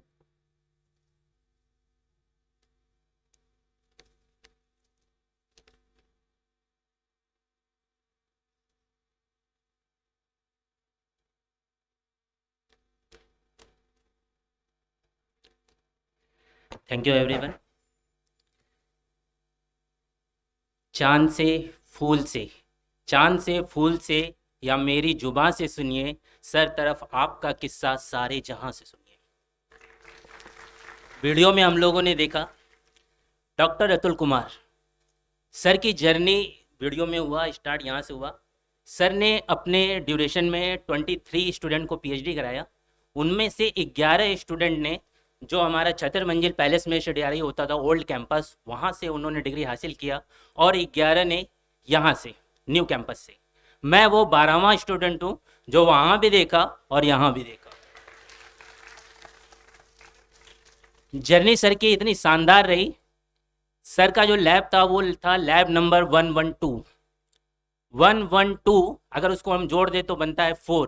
मतलब sir ने वहाँ पे चौका मारा, और sir जब यहाँ पे आए तो इनको लैब नंबर मिला 204, जोड़ दे तो 6, इन्होंने फिर 6 मारा, और उसी का अवार्ड पे अवार्ड की सर ने 26 इंसेंटिव अवार्ड प्राप्त कर लिए। सर के साथ मैं जब 2008 में MSc किया, उसके बाद CSIR-CDRI निकाला, तो मुझे कोई आइडिया नहीं था। मैं यहाँ पे अपने एक दोस्त विश्वदीपक त्रिपाठी से मिलने आया था। उसने कहा कि सर से मिल लो, तो सर के पास मैं गया, और सर से जो थोड़ा सा इंटरेक्शन हुआ, उस समय मैं जुबलेंट केमिकल्स लिमिटेड में काम करता था। फिर मैंने कहा कि बस करना है तो यही करना है। और सर का ऐसा नेचर है, सर को कभी भी आप यहाँ फिगर देख रहे होंगे, पिक में देख रहे होंगे, सर से आप कभी भी मिलिए, जैसे IPL में या कैप्टन कूल महेंद्र सिंह धोनी है, वैसे ही CSIR में डॉक्टर अतुल कुमार है, एकदम कूल। कभी भी आप इनको इरिटेट, कभी भी आप इनको गुस्सा होते हुए देख ही नहीं सकते। हम लोग बहुत परेशान हो जाते थे। हमारी जो लैब थी 112, उसमें 2 साइंटिस्ट थे, डॉक्टर अतुल कुमार सर और डॉक्टर कंचन हजेला मैम। और उस फेज में 2008 से लेके 2013 तक बहुत सारे स्टूडेंट थे। सर के पास इतने स्टूडेंट थे, स्पेस कम थी, तो हम लोग का नाइट ड्यूटी भी चलता था। हमारे एक डॉक्टर मनीष कुमार है, इनको हमने कभी दिन में देखा ही नहीं। ये कब रात में आते थे, कब सिंथेसिस करते थे, वहीं पे दरी बिछा के सो भी जाते थे, और रिएक्शन चलता रहता था। परिवर्तन पे जाके 2 बजे 3 बजे चाय पीते रहते थे। सुबह जब हम लोग आते थे तो ये लैब बंद करके गायब रहते थे, और पहला काम होता था लैब खोलने का। मैं आता था, या तहसीन मैम आती थी, या डॉक्टर प्रमोद कुमार आते थे। सबसे पहले हम लोग लैब खोलते थे, और वहाँ पे इनका कांड दिखाई देता था। कभी ये पानी खोल के चले गए, कभी वाटर बाथ उबल रहा है, और सबसे उसके बाद जब कंचन मैम आती थी तो उनके कोप का भाजन हम लोग बनते थे। तो बहुत ही सर के साथ मतलब इतनी यादें हैं कि क्या बताएं। 23 स्टूडेंट का सर ने PhD कराया, और विद इन 5 ईयर्स, 5 साल में उन्होंने सर मतलब सबको डिग्री दे के छोड़ दिया। किसी को नहीं कि एक्स्ट्रा परेशान करना। सर ने सबसे अच्छा काम किया कि हम लोग को एकदम फ्रीली हैंड छोड़ा था। फ्रीली हैंड, हम लोग जो भी स्कीम लेके जाते थे, वो ये तो था कि हमारे से होगा नहीं लेकिन सर के पास जाते थे, कभी वो निराश नहीं करते थे। वो कहते थे नहीं ये है, इसमें थोड़ा सा ये कर लो। जैसे हमारे प्राइम मिनिस्टर है मोदी जी, वो नए नए टर्मिनोलॉजी लाते हैं। अभी G20 चल रहा था बनारस में, वहाँ पे उन्होंने महर्षि वर्ड दिया, इसके पहले उन्होंने उड़ान दिया, तरह तरह के टर्मिनोलॉजी देते हैं। वैसे ही हमारे सर भी हैं। हमारे एक कलीग ने पेपर आयनिक लिक्विड मीडिएटेड सिंथेसिस किया, सर ने उसमें आगे जोड़ दिया फंक्शनल आयनिक लिक्विड मीडिएटेड सिंथेसिस फिल्म्स और पेपर ऑयल। सर ने बहुत सारे टर्मिनोलॉजी, आप हमारे पेपर उठा के देखिएगा, आपको उसमें कोई ना कोई टर्मिनोलॉजी जरूर दिखेगा। इतने अच्छे अच्छे टर्मिनोलॉजी सर ने दिया था। तो वही टर्मिनोलॉजी से अगर मैं एक टर्मिनोलॉजी देना चाहूँ डॉक्टर अतुल कुमार सर को, A for all, T for time, U for universal and L for leader, all time universal leader. ये पता ही नहीं चला कि कब सर मतलब रिटायर होने को आ गए। ये मतलब बड़ा अजीब सा लग रहा है। मैं संजय बत्रा सर को बहुत बहुत धन्यवाद देना चाहता हूँ कि सर ने ऐसा सिम्पोजियम, ऐसा प्रोग्राम ऑर्गेनाइज किया कि हम सारे लोग यहाँ पे एकत्रित हुए। बहुत लोग तो यहाँ पे 11 साल बाद, 15 साल बाद सब एक दूसरे से मिल रहे हैं। तो मैं बहुत बहुत सर का आभार व्यक्त करता हूँ कि सर ने हम लोग को एक अपॉर्चुनिटी दी।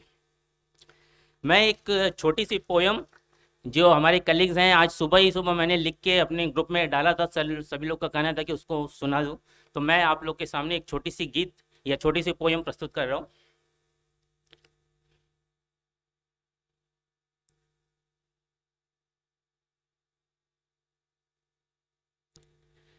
लखनऊ की सरजमी, लखनऊ की सरजमी और 76 मंजिल का स्थान एमपीसी के अतुल सर की लैब में बनने लगा कीर्तिमान। लैब में सबसे पहले रिएक्शन लगाने आए परवेज, ये हमारे पहले स्टूडेंट थे, हमारे नहीं सर के, हमारे लैब के पहले स्टूडेंट। लैब में सबसे पहले रिएक्शन लगाने आए परवेज, आकांक्षा को हरी इच्छा ने दिया उसी लैब में भेज। धुआंधार पेपरों की, सर के लैब से बहुत पेपर निकले, धुआंधार पेपरों की बरसात लाए राम अवतार मौर्य जो इस समय असम में साइंटिस्ट हैं। धुआंधार पेपरों की बरसात लाए राम अवतार, टीएल टेट्राहेड्रन जेओसी ग्रीन केमिस्ट्री की हुई भरमार। सीडीआरआई में मुक्त कंठों से सबने गाई बीएचयू की महिमा। लैब को नवजीवन देने आई सुमन और गरिमा। काम में इतने मगन रहे पूरी की सबकी संतुष्टि। गौरव लैब का बढ़ा दिया सिद्धार्थ और दीप्ति। मनीष मुकेश की जुगलबंदी में, इन दोनों लोगों ने बहुत पेपर छापे। मनीष मुकेश की जुगलबंदी में लैब हुआ आह्लादित। हंसी ठिठोली करने आए प्रमोद विश्व दीपक और ललित। शाम होते ही, सर जब शाम को ऊपर वाले केबिन था, सर सब चले जाते थे तो हम लोग की लाइन लग जाती थी एनएमआर स्पेक्ट्रा निकालने के लिए। शाम होते ही सर के केबिन में चलने लगता था टॉप स्पिन। लाइन में लगे होते थे शिवम, रत्नाकर, बेंजो और तहसीन।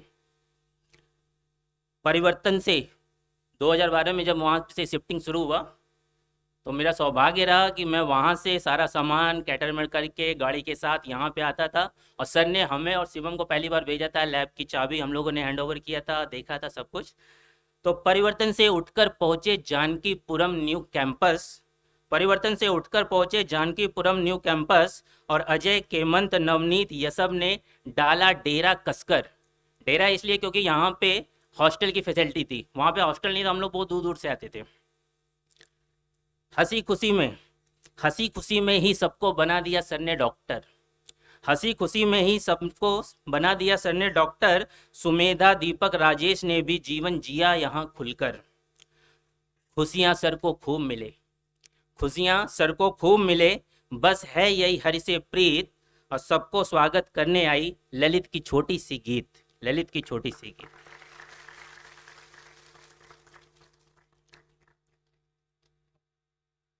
तो सर से बस यही कहना है कि सर उजाले अपनी यादों के हमारे साथ रहने दें, न जाने किस गली में जिंदगी की शाम हो जाए। बहुत बहुत धन्यवाद sir. Thank you very much.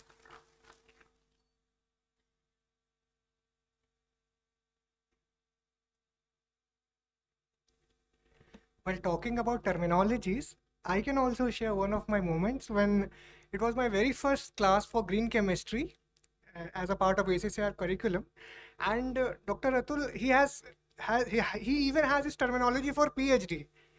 So this PhD stands for Professional Hug to Discovery. So now I would like to call upon one more student, that is Dr. Deepti Saxena, and she was in the group from 2007 to 2013.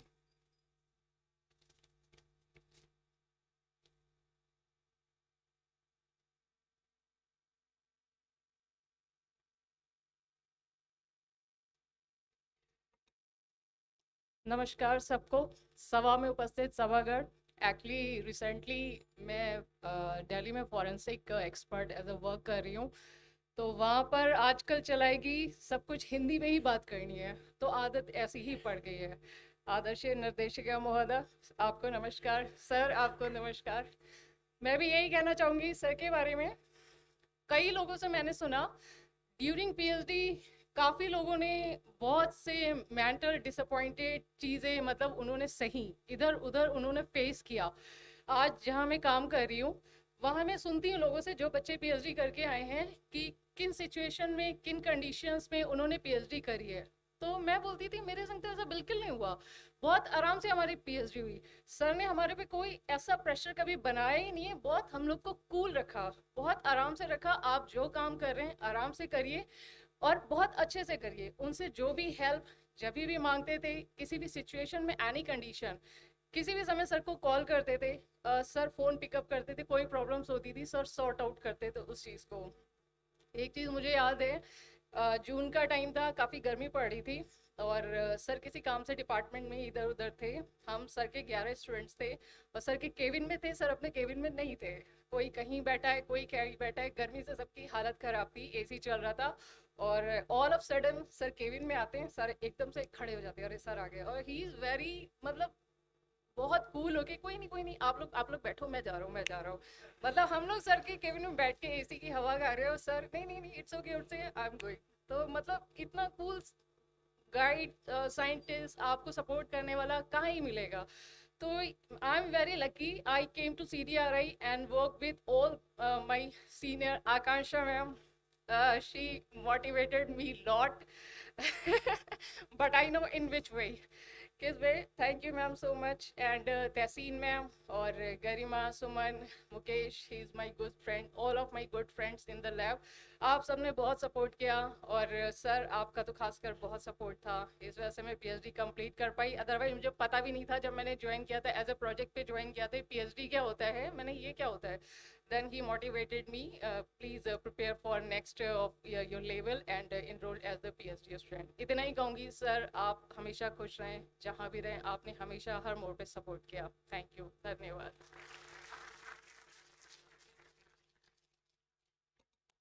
Well, next I would request Dr. Garima Gupta. From a period of 2008 to 2013, she was with Dr.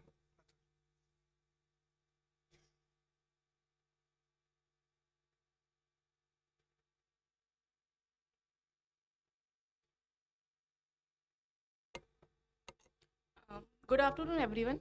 Myself, Dr. Garima Jaiswal, working as a scientist D in High Energy Materials Research Laboratory, which is a DRDO lab in Pune. First of all, I would like to thank Batra sir and Yadav sir for inviting me over here to attend the felicitation function of Dr. Atul Kumar. Working with Atul sir was really a wonderful experience. He always supported us, encouraged us, and guided us to do the wonderful work. I have never seen such a quiet and calm plus intelligent person during my entire life. And he never pressurized us, as Deepthi said, as Lalit said, we were never pressurized to do work. We were free to do experimentation in our own way. So that resulted into a quality work. Lots of good quality work came out of the lab, like we published JOC, OL, green chemistry, tetrahedron letters.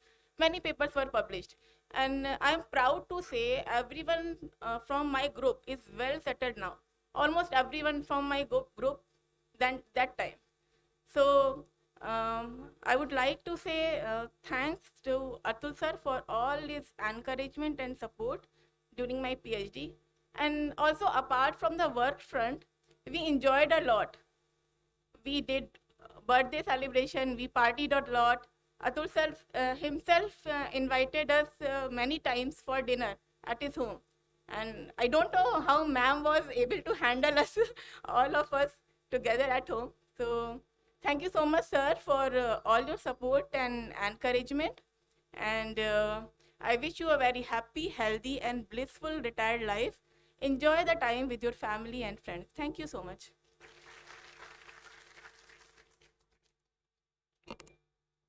Well, next I would like to call upon our endearing Dr. Atul Gupta from CSIR-CMAP to share his experience.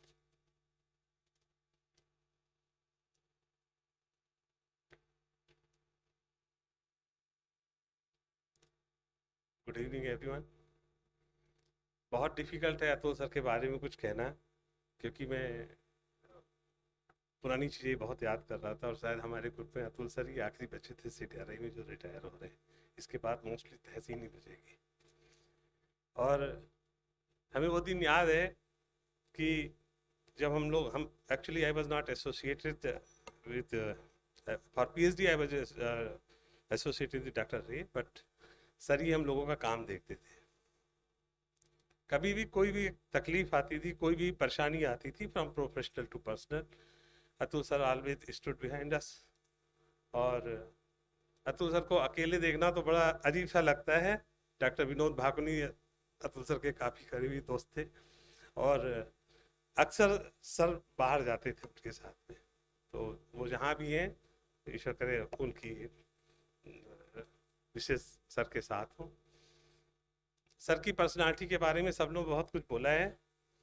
बहुत ही काम है, बहुत सौम्य स्वभाव के हैं, हमेशा हर परिस्थितियों में शांत रहते हैं। कभी भी कितना भी गुस्से में हो, लेकिन सर समझा के सही कर देते थे। अतुल सर में की पर्सनालिटी का एक सबसे बड़ा कमजोर पार्ट था कि सर को सुनने के लिए बड़ा ध्यान लगाना पड़ता था। जब भी कुछ बताते थे तो हम लोग बिल्कुल अटेंटिव होकर सुना करते थे कि सर का कोई भी शब्द जो है ना छूट न जाए। ये बड़ा मुश्किल पार्ट था, लेकिन somehow we always managed it। Sir, आपकी पोस्ट रिटायरमेंट लाइफ बहुत सुखमय हो, हेल्दी हो, ऐसी हम कामना करते हैं। और आपके मार्गदर्शन के लिए I always feel blessed to have your supervision in my professional career and personal. Thank you, thank you.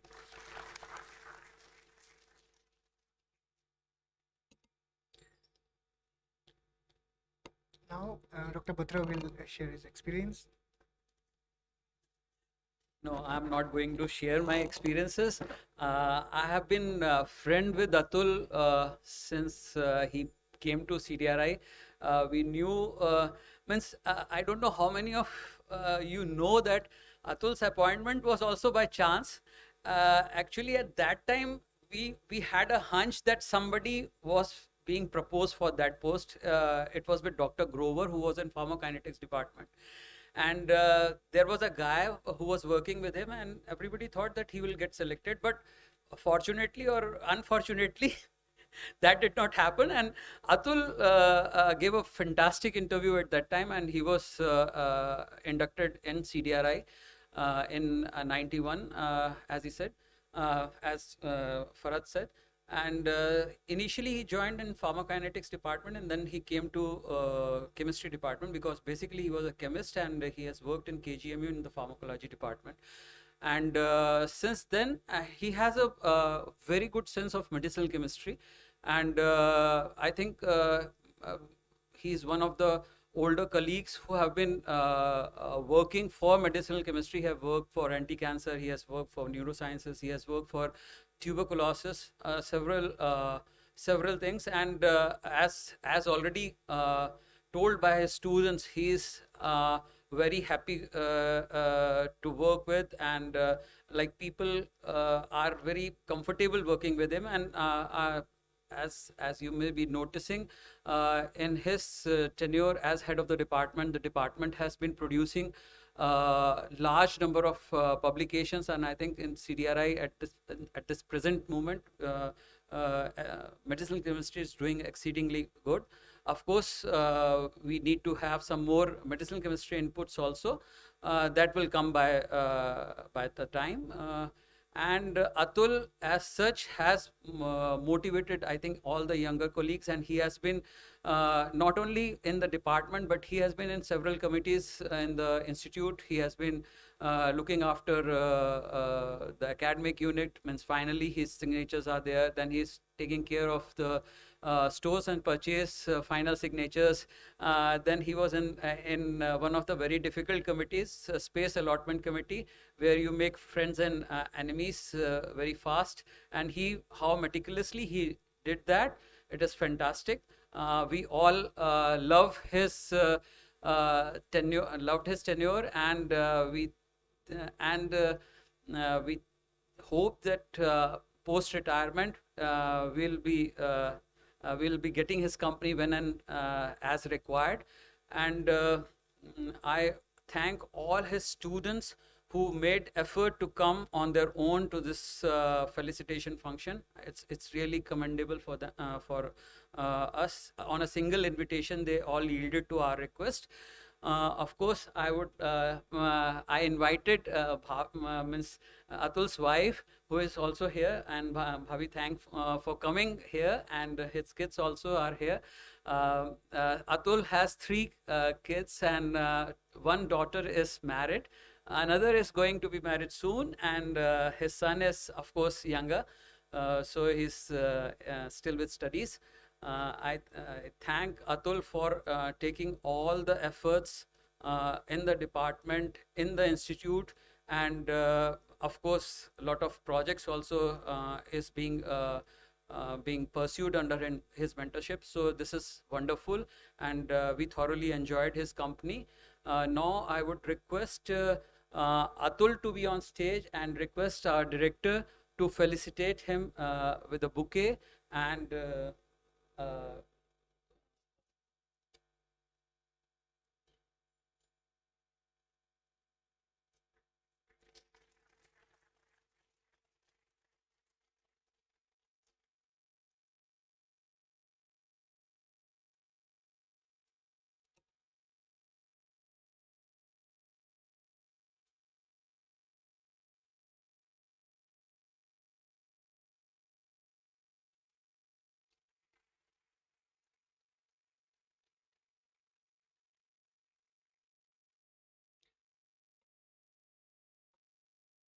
Further, we would like you to present this CDRI coffee table book.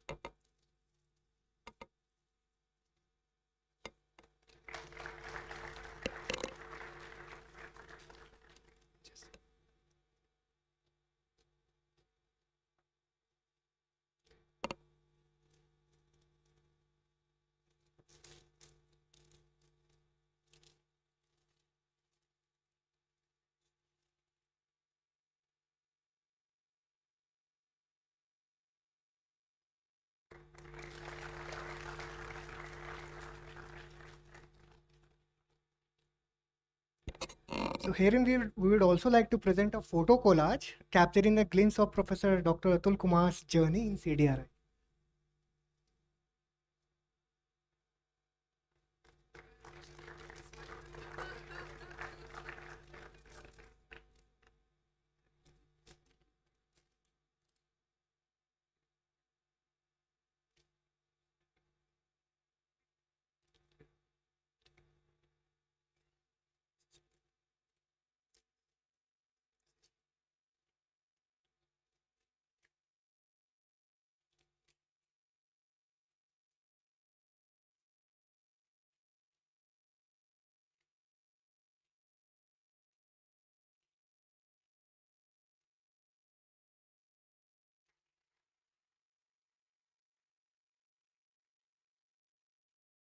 I would like to request Dr. Atul's family members to be on stage.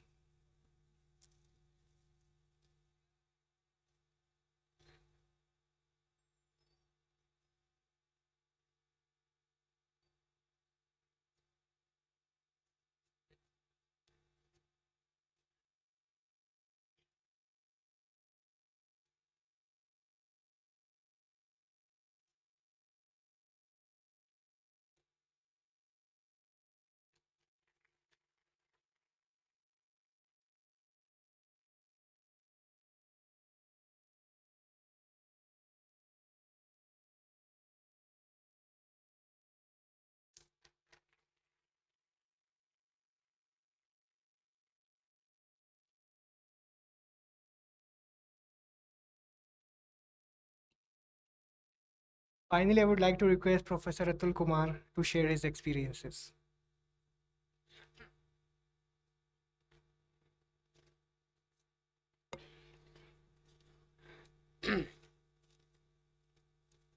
I'm really overwhelmed with so Director CDRI, Dr. Radha Rangarajan, Dr. Rawat, Sanjay, and my dear colleagues, dear students, and my students who traveled so long to attend this function. And although Sanjay kept it secret little bit, so, but still. Basically, I'm privileged and blessed to work in the CDRI. This is a very prestigious institute with brilliant brains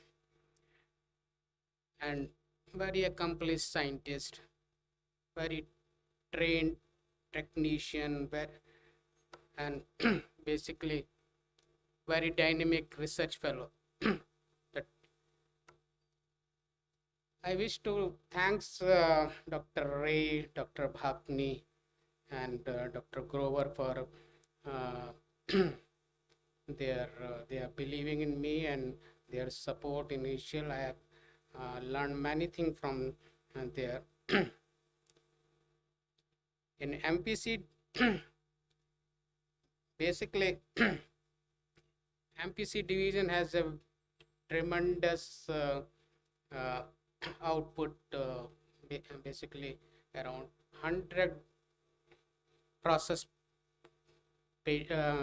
of drugs we have given during the process patent regime, and even the same we repeated in COVID, about 9 processes for all the COVID drugs which are to be used in India, like Omnivorapir, like PB28, all we have Santaquin, which is so we did even the so and on paper front, basically the MPC from last 3 years, everybody is doing very well. In last year we have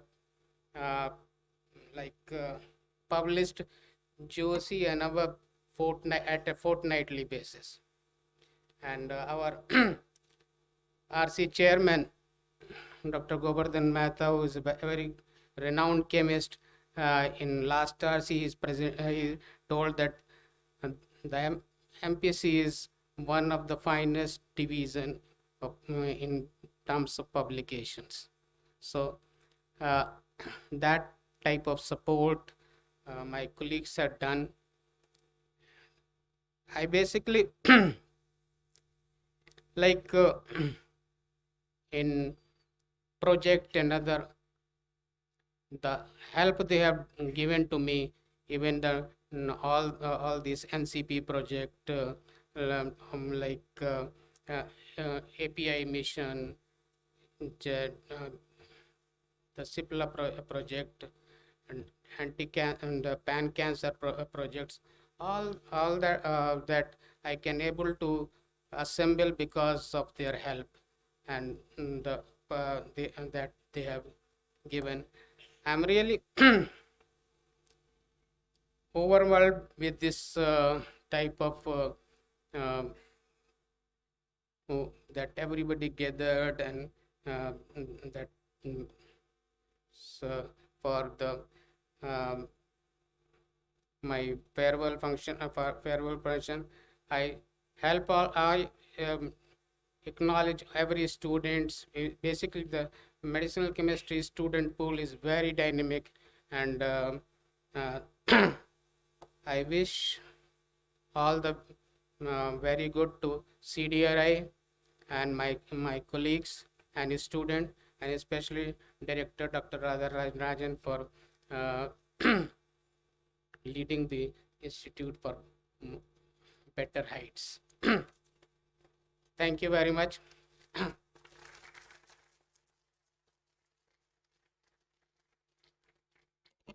With this, we have reached to the end of this event, and I sincerely wish that this event not only gave an opportunity to share knowledge and experiences, but also embark the beginning of a new and sustainable future. Now I would request Dr. P.P. Yadav to please come up on the stage and present the vote of thanks.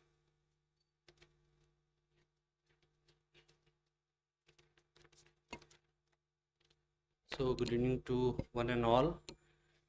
It's my honor and privilege to propose vote of thanks for this wonderful event being organized by the help of all the colleagues. I would like to thank Director Ma'am for her gracious presence and support for organizing this event. We are thankful to Dr. Batra for taking all the efforts in since initiation to completion of this event. We are also thankful to Professor Rawat for accepting our invitation and being present here and he delivered such an excellent talk, which is one of the finest suitable talks for sustainability and drug discovery. So thank you, sir. We are also thankful to Dr. Akanksha and Dr. Siddharth for their presence here and their excellent talks. We are thankful to Dr. Atul sir also for being such a wonderful scientist, colleague, mentor, inspirational leader, and we are all benefited from his presence in the department.